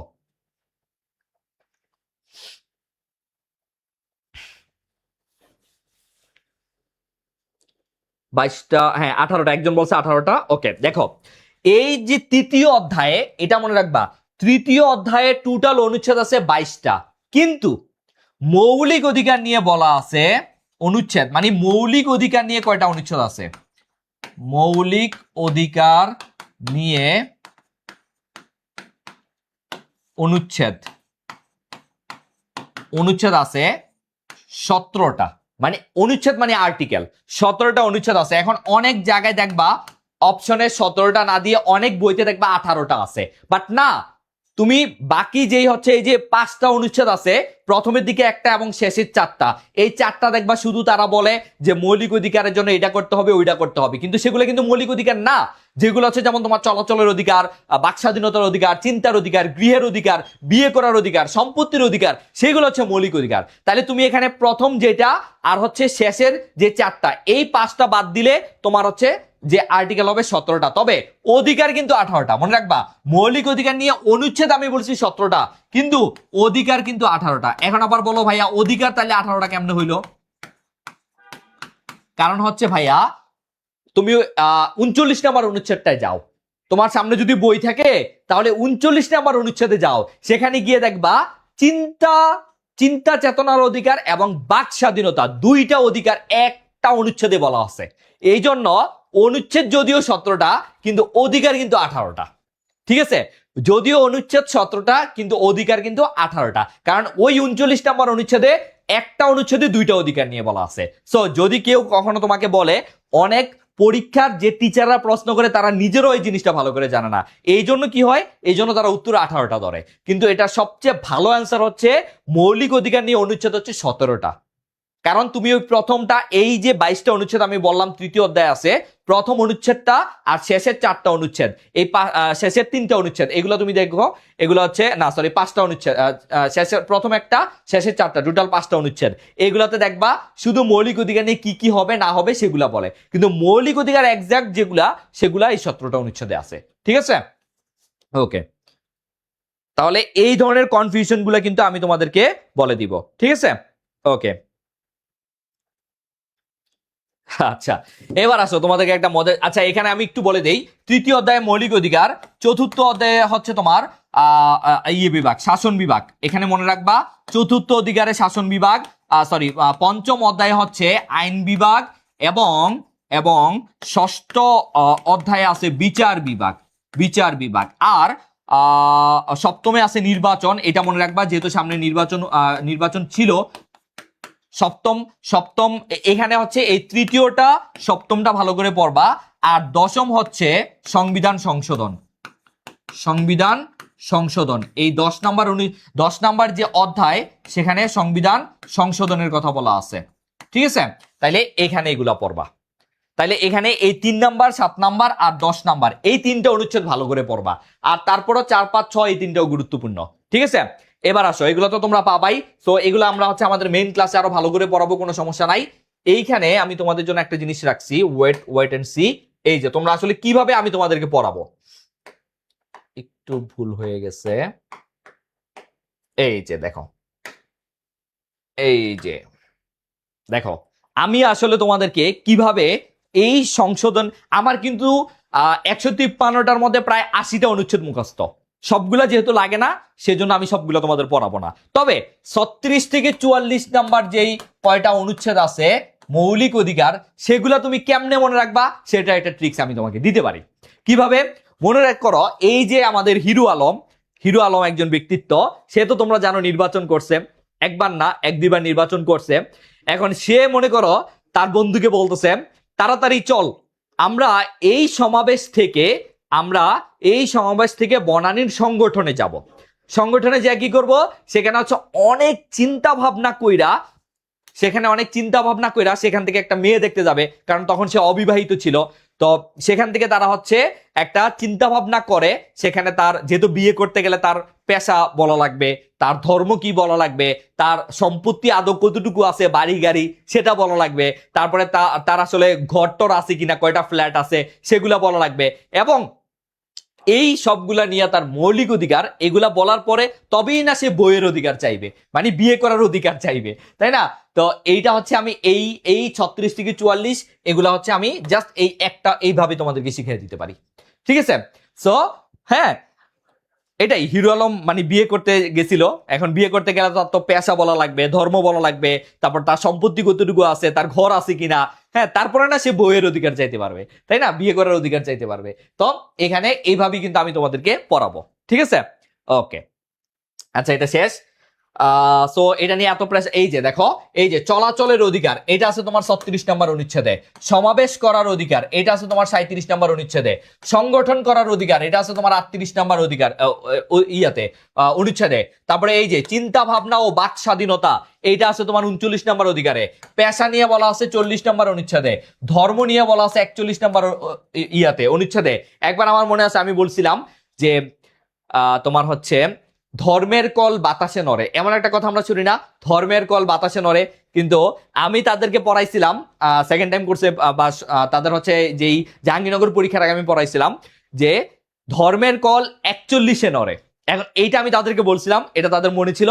তার পরের দিন পরীক্ষায় জাহাঙ্গীরনগর এটা চলে আসছে যে ধর্মীয় স্বাধীনতার কথা বলা আছে কোন অনুচ্ছেদে, 41 নম্বর অনুচ্ছেদে। সো এটা কিন্তু এইভাবেই কিন্তু ট্রিক্স দিলে তোমার পড়াগুলো বেশি মনে থাকবে, আর সেই কাজগুলো কিন্তু আমি তোমাদেরকে করব, ঠিক আছে। তারপরে সম্পত্তির অধিকার 42 নম্বর অনুচ্ছেদে, গৃহের অধিকার 43 নম্বর অধিকার, মৌলিক অধিকার বলবৎ এটা নিয়ে 44 নম্বর অনুচ্ছেদে বলা আছে, ঠিক আছে। ওকে, ডান ডান। ওকে, অনুচ্ছেদ আর ধারার মধ্যে পার্থক্য কি? অনুচ্ছেদ আর ধারা, এখানে মেনলি ধারার কিছু না, এগুলো হচ্ছে অনুচ্ছেদ। যেমন তোমার যেটা বলতেছি যে ভাগ, যেটা ভাগগুলো হচ্ছে অধ্যায়। যেমন আমরা বলি না যে আমাদের একটা বইতে 11টা 12টা 13টা অধ্যায় থাকে, অধ্যায়ের মধ্যে আবার হচ্ছে যেমন দেখবা 1-এর 1, 1-এর 2, 1-এর 3, 1-এর 4 এরকম থাকে। তো মেনলি হচ্ছে সংবিধানকে 11টা অধ্যায়ে ভাগ করছে।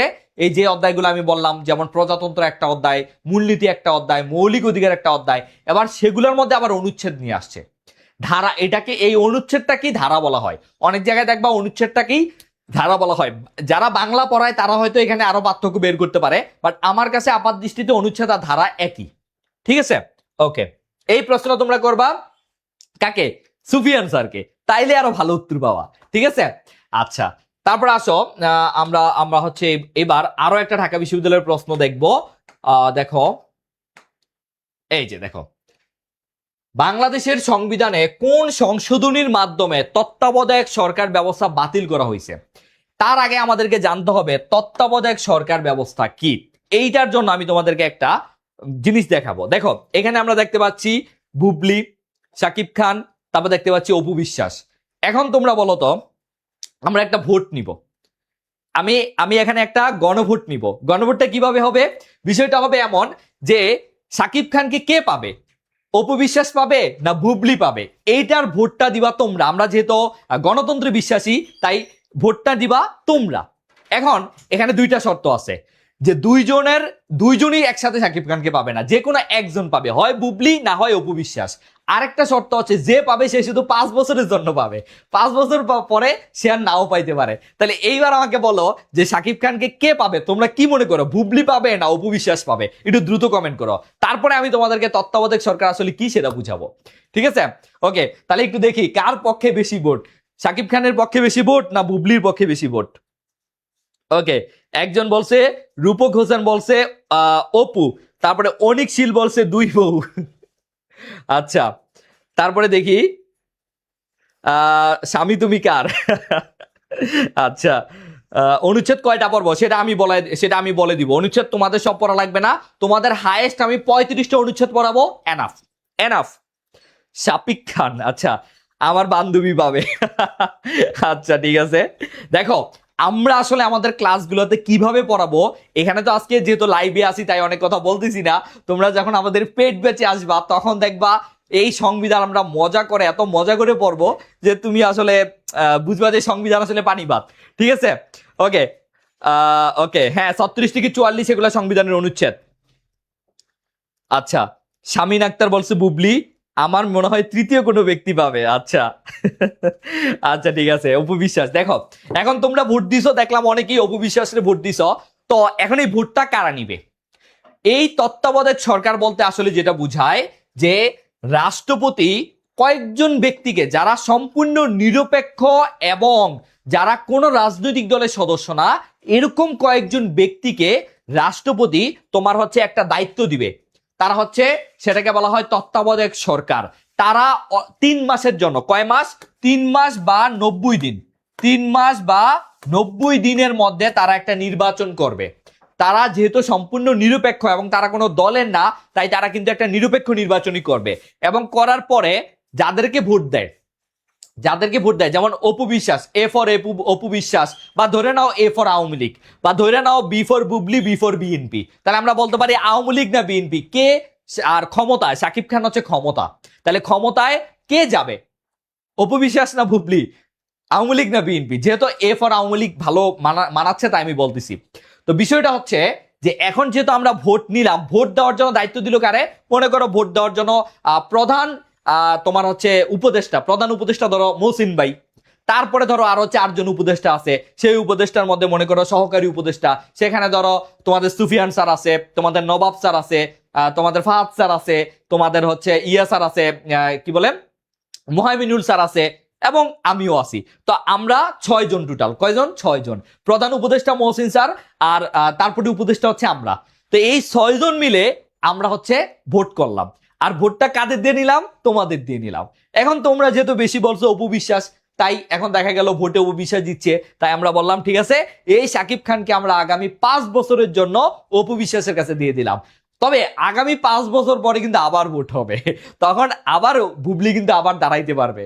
ঠিক আছে, তো এইটাই হচ্ছে আসলে তত্ত্বাবধায়ক সরকার। তত্ত্বাবধায়ক সরকারটা এইভাবেই ফাংশন করে, যে যখন তোমার মনে করো একটা মেয়াদ শেষ, এই যে এখন তারেক রহমানের সরকার আছে, এটা 2026 সালে নির্বাচন হইলো, তো 26, 27, 28, 29, 30, 31 সালে গিয়ে কিন্তু আবার নির্বাচন হবে। তখন সেই নির্বাচনের সময় এখন যেমন তোমার হচ্ছে ইন্টারিম সরকার গভর্নমেন্টে ছিল, অন্তর্বর্তীকালীন সরকার, তখন একটা তত্ত্বাবধায়ক সরকার হবে। তত্ত্বাবধায়ক সরকার আইসা তারা হচ্ছে 3 মাসের মধ্যে একটা নির্বাচন দিবে, তারপরে সেটা যে রাজনৈতিক দল পারবে, তারা বেশি ভোট পাবে, তারা সরকার গঠন করবে। এটাই হচ্ছে তত্ত্বাবধায়ক সরকার। ঠিক আছে, ওকে। তাহলে এইবার এই প্রশ্নটা দেখি কে কে অ্যান্সার করতে পারো, যে বাংলাদেশ সংবিধানের কোন সংশোধনীর মাধ্যমে তত্ত্বাবধায়ক সরকার ব্যবস্থা বাতিল করা হয়েছে? আমরা জানি এই প্রশ্নটা ঢাকা বিশ্ববিদ্যালয়ে আসছিল এবং সামনেও আসবে, আরো আসবে। দেখি বলো। ওকে, আমরা কিন্তু আর বেশিক্ষণ ক্লাস নিব না। ক্লাস কতক্ষণ চলবে ভাইয়া? আপনাকে কে পাবে? আহা, আমাকে কেউ পাবে না, আমি চিরকুমার। পরিয়াপুর না, কি সব বলে। আচ্ছা আসো, আহ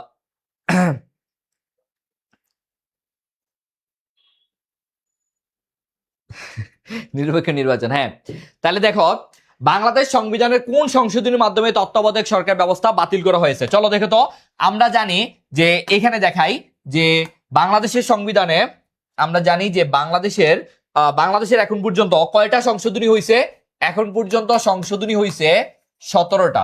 এই সংশোধনীগুলা এইবারের জন্য খুবই গুরুত্বপূর্ণ। চলো কোনটা বেশি গুরুত্বপূর্ণ? আমরা জানি প্রথম যেই সংশোধনীটা হয়েছে সেটা হচ্ছে যুদ্ধাপরাধীদের বিচার নিয়ে, সেটা এখন গুরুত্বপূর্ণ না। দ্বিতীয় যে সংশোধনী হয়েছে সেটাও গুরুত্বপূর্ণ না। তৃতীয় যে সংশোধনী হয়েছে সেটা হচ্ছে তোমার সীমান্ত চুক্তি নিয়ে, সেটা সেই 1974 সালে শেখ মুজিব আর ইন্দিরা গান্ধীর মধ্যে হয়েছিল। আমাদের যে পঞ্চগড়ের যে হচ্ছে একটা ছিটমহল দিয়ে আমরা ভারতের কাছ থেকে 3 বিঘা করিডোর নিয়েছিলাম, পঞ্চগড়ের বেরুবাড়ি দিয়ে 3 বিঘা করিডোর নিয়েছিলাম ভারতের কাছ থেকে, আমাদের যে সবচেয়ে বড় ছিটমহল ছিল দহগ্রাম ও আঙ্গরপোতা, সেখানে যাওয়ার জন্য। কিন্তু চতুর্থ সংশোধনীটা তোমাদের লাগবে। চতুর্থ সংশোধনীটা হয় 1975 সালে, এবং এইটা হয় শেখ মুজিবুর রহমানের সময়ে। এই শেখ মুজিবুর রহমান সময় তিনি তখন কি করছিলেন? তিনি তখন বাকশাল প্রতিষ্ঠা করছেন। বাকশাল কি? বাকশাল হচ্ছে বাংলাদেশ কৃষক শ্রমিক একটা দল, বাকশাল। এটা হচ্ছে তোমার তখন বহুদলীয় যেই একটা গণতন্ত্র ছিল, বা হচ্ছে তোমার আমরা কি বলতে পারি, বহুদলীয় যেই রাজনৈতিক দল, সেখান থেকে একদলীয় রাজনৈতিক ব্যবস্থায় চলে আসে শেখ মুজিবুর রহমান। তখন বাংলাদেশে অনেক বেশি দল থাকতে পারবে না, শুধু একটা দলই থাকবে। সেটা হচ্ছে এখানে হয়, এই সংবিধানে হয়, সংশোধনীতে হয়। এবং আরেকটা জিনিস হয় তোমার হচ্ছে এটা মন্ত্রী পরিষদ শাসিত সরকারের পরিবর্তে তখন রাষ্ট্রপতি শাসিত সরকার ব্যবস্থা চালু হয়। ঠিক আছে, তাহলে আমি এগুলো একটু লিখে দেই যে মন্ত্রী পরিষদ, আমরা জানি তখন কিন্তু 1973 সালে যে নির্বাচন হয়, সেখানে কিন্তু বাংলাদেশ একটা গণতান্ত্রিক সরকার হয়, মন্ত্রী পরিষদ শাসিত সরকার হয়। কিন্তু এই সংশোধনীতে মন্ত্রী পরিষদ শাসিত সরকারের পরিবর্তে রাষ্ট্রপতি শাসিত সরকারে চলে আসে শেখ মুজিবুর রহমান, রাষ্ট্রপতি শাসিত সরকার। তারপরে তোমার বহুদলীয় রাজনৈতিক দল থেকে একদলীয়তে চলে আসে, একদলীয় রাজনৈতিক দল। ঠিক আছে, এটা 1975 সালে হয়েছিল। তাহলে এইবার এগুলা আসতে পারে, তারপর আসো এই পঞ্চমটা কিন্তু তোমার জিয়াউর রহমান করছিল, পঞ্চমটা কিন্তু জিয়াউর রহমান করছিল। এবং জিয়াউর রহমান তখন কিছু কাজ করছিল, যেমন হচ্ছে ইনডেমনিটি, ইনডেমনিটি করছিল এখানে। ইনডেমনিটি, ইনডেমনিটি মানে কি জানো? দায় মুক্তি।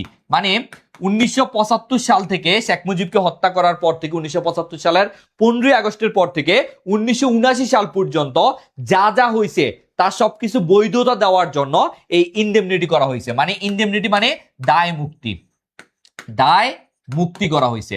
এটা জিয়াউর রহমান করছিল। এবং ওই সময় কিন্তু তোমার সংবিধানে বিসমিল্লাহ, সংবিধানে হচ্ছে তোমার বিসমিল্লাহ অ্যাড করা হয়েছিল, বিসমিল্লাহ সংযোজন করা হয়েছিল। ঠিক আছে, সংবিধানে বিসমিল্লাহ এই কথাটা সংযোজন করা হয়েছিল। এটা এবার পরীক্ষায় আসতে পারে। তারপর আমাদের সংবিধানে আরেকটা কাজ করা হয়েছিল, যে ধর্ম নিরপেক্ষতা। আমরা জানি 1972 সালে যে মূলনীতি ছিল তার মধ্যে ধর্ম নিরপেক্ষতা ছিল। এই কথাটা বাদ দিয়ে মহান আল্লাহর প্রতি অকৃত্রিম আস্থা ও বিশ্বাস, এই কথাটা জিয়াউর রহমানের আমলে অ্যাড করা হয়েছিল। ঠিক আছে, তো যাই হোক, পরবর্তীতে কিন্তু শেখ হাসিনা আসার পরে সেগুলো আবার বাদ দিয়ে দেওয়া হয়েছিল।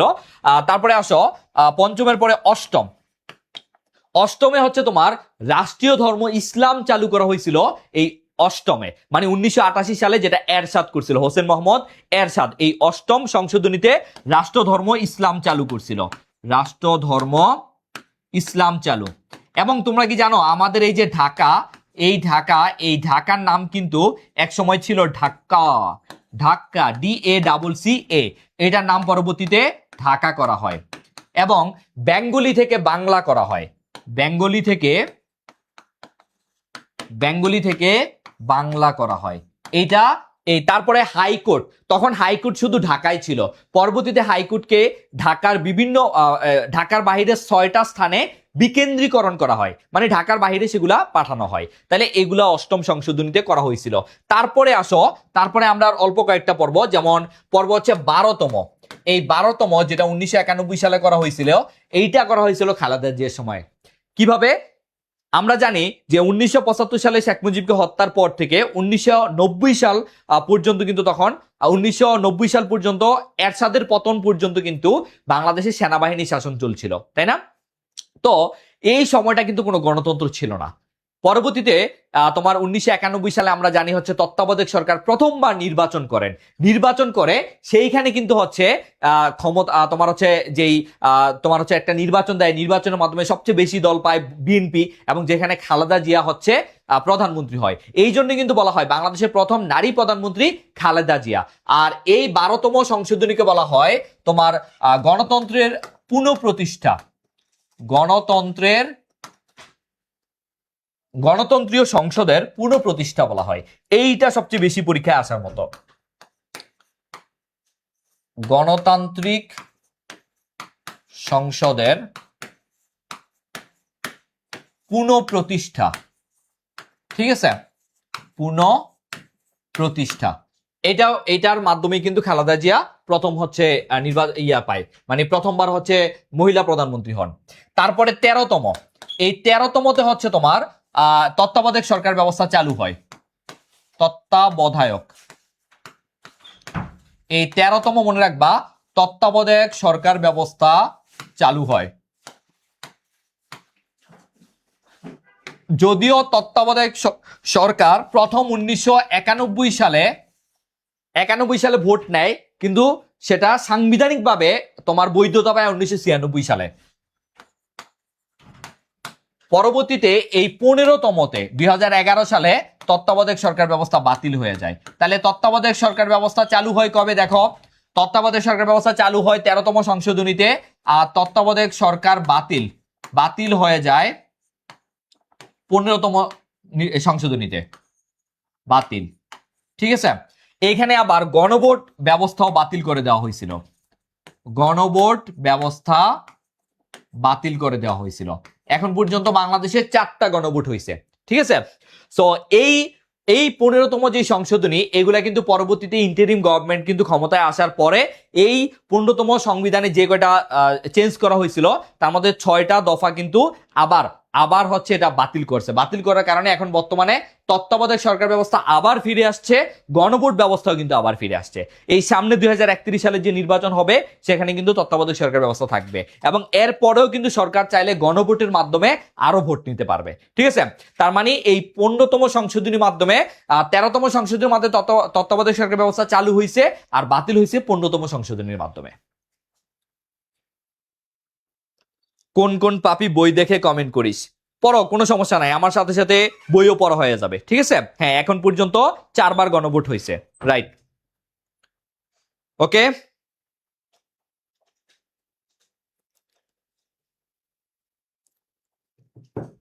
আর তোমার হচ্ছে 16তম সংশোধনী এটা লাগবে না, 17তম সংশোধনীটা একটু পড়তে পারো।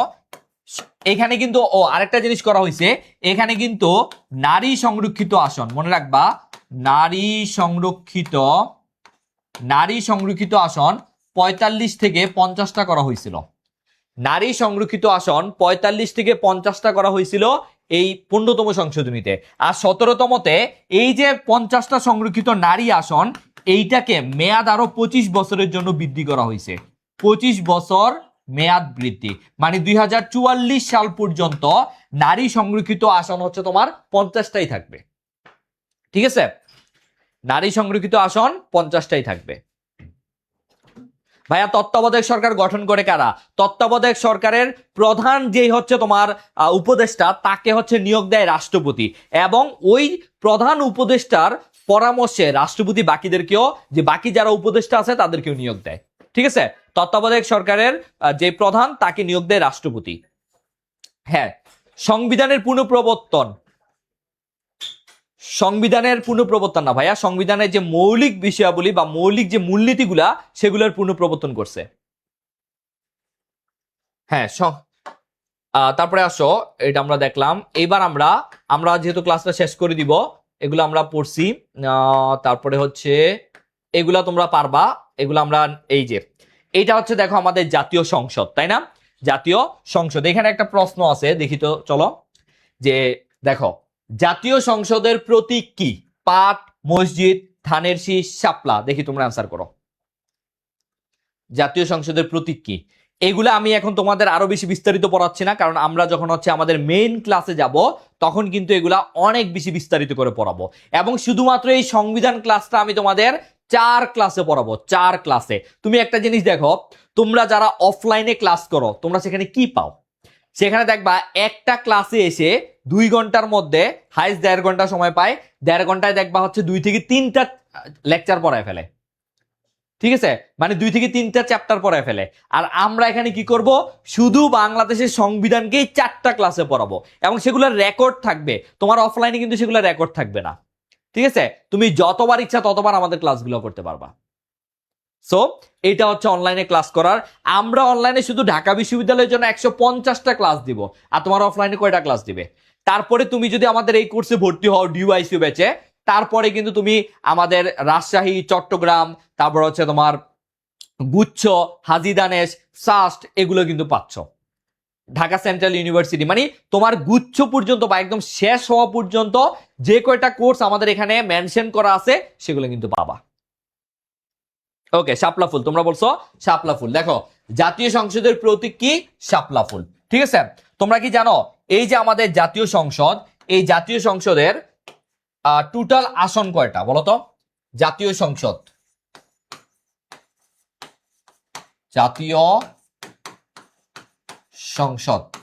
এই জাতীয় সংসদের দেখো মোট আসন, যদি বলে জাতীয় সংসদের মোট আসন কয়টা, তাহলে কিন্তু 350টি মোট আসন। 350টি। কিভাবে? 300 হচ্ছে নির্বাচিত আসন, নির্বাচিত। যদি বলে নির্বাচিত আসন কয়টা, তাইলে হবে 300। আর 50টা হচ্ছে সংরক্ষিত মহিলা, সংরক্ষিত মহিলা। এটা মনে রাখবা যে যদি বলে জাতীয় সংসদের নির্বাচিত আসন কয়টা, তাহলে হবে 300। যদি বলে জাতীয় সংসদের মোট আসন কয়টা, তাহলে হবে 350টা। ঠিক আছে, তারপরে 1 নাম্বার আসন কয়টা বলো? 1 নাম্বার আসন কোনটা বলো তো? জাতীয় সংসদের 1 নাম্বার আসন কোনটা? তারপরে জাতীয় সংসদের 300 নাম্বার আসন কোনটা বলো? তারপরে কোন জেলায় কোন কোন জেলায় বেশি সংসদীয় আসন আছে বলো, বেশি সংসদীয় আসন আছে।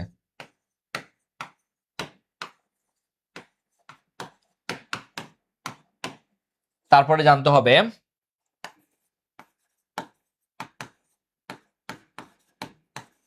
কোন তিনটি জেলায় একটি করে আসন আছে।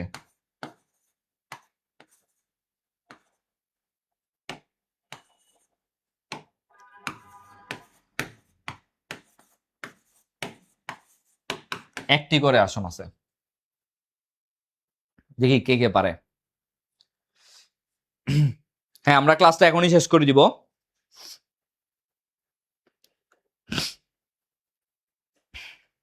বেশি সংসদীয় আসন ঢাকাতে। ওকে, দেখো আমি এগুলা বলে দিচ্ছি। 1 নাম্বার আসন হচ্ছে তোমার পঞ্চগড়। 1 নাম্বার আসন হচ্ছে পঞ্চগড়। 300 নাম্বার আসন হচ্ছে তোমার বান্দরবানে। বান্দরবান।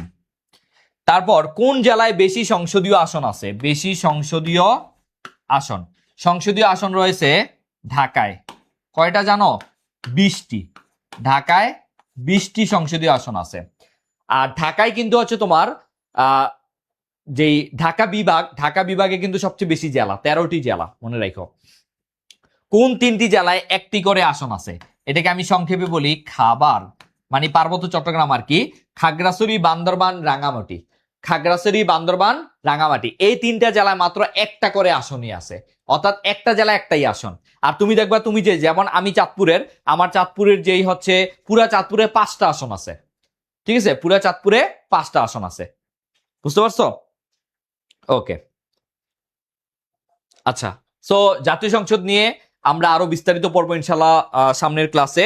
এবং আমি বললাম যে আমি 3টা বা 4টা ক্লাসে হচ্ছে এই পুরো সংবিধান তোমাদের পড়াবো। সো আশা করি তোমরা আমাদের যেই নেক্সট ক্লাস হবে সেখানে এগুলো সম্পর্কে আরো বিস্তারিত জানতে পারবে। ওকে, সো যারা এখনো আমাদের ডিওআইসিও বেচে ভর্তি হওয়া নাই, তোমরা দেখতে পাচ্ছ আমি কিন্তু ঠিক এভাবে তোমাদের লিখিয়ে পড়াবো, যাতে করে প্রত্যেকটা জিনিস তুমি বুঝতে পারো এবং নোট করতে পারো, ঠিক আছে? সো আজকের মতো ক্লাসটা এখানে শেষ করতেছি। সবাই ভালো থাকো, সুস্থ থাকো, আল্লাহ হাফেজ।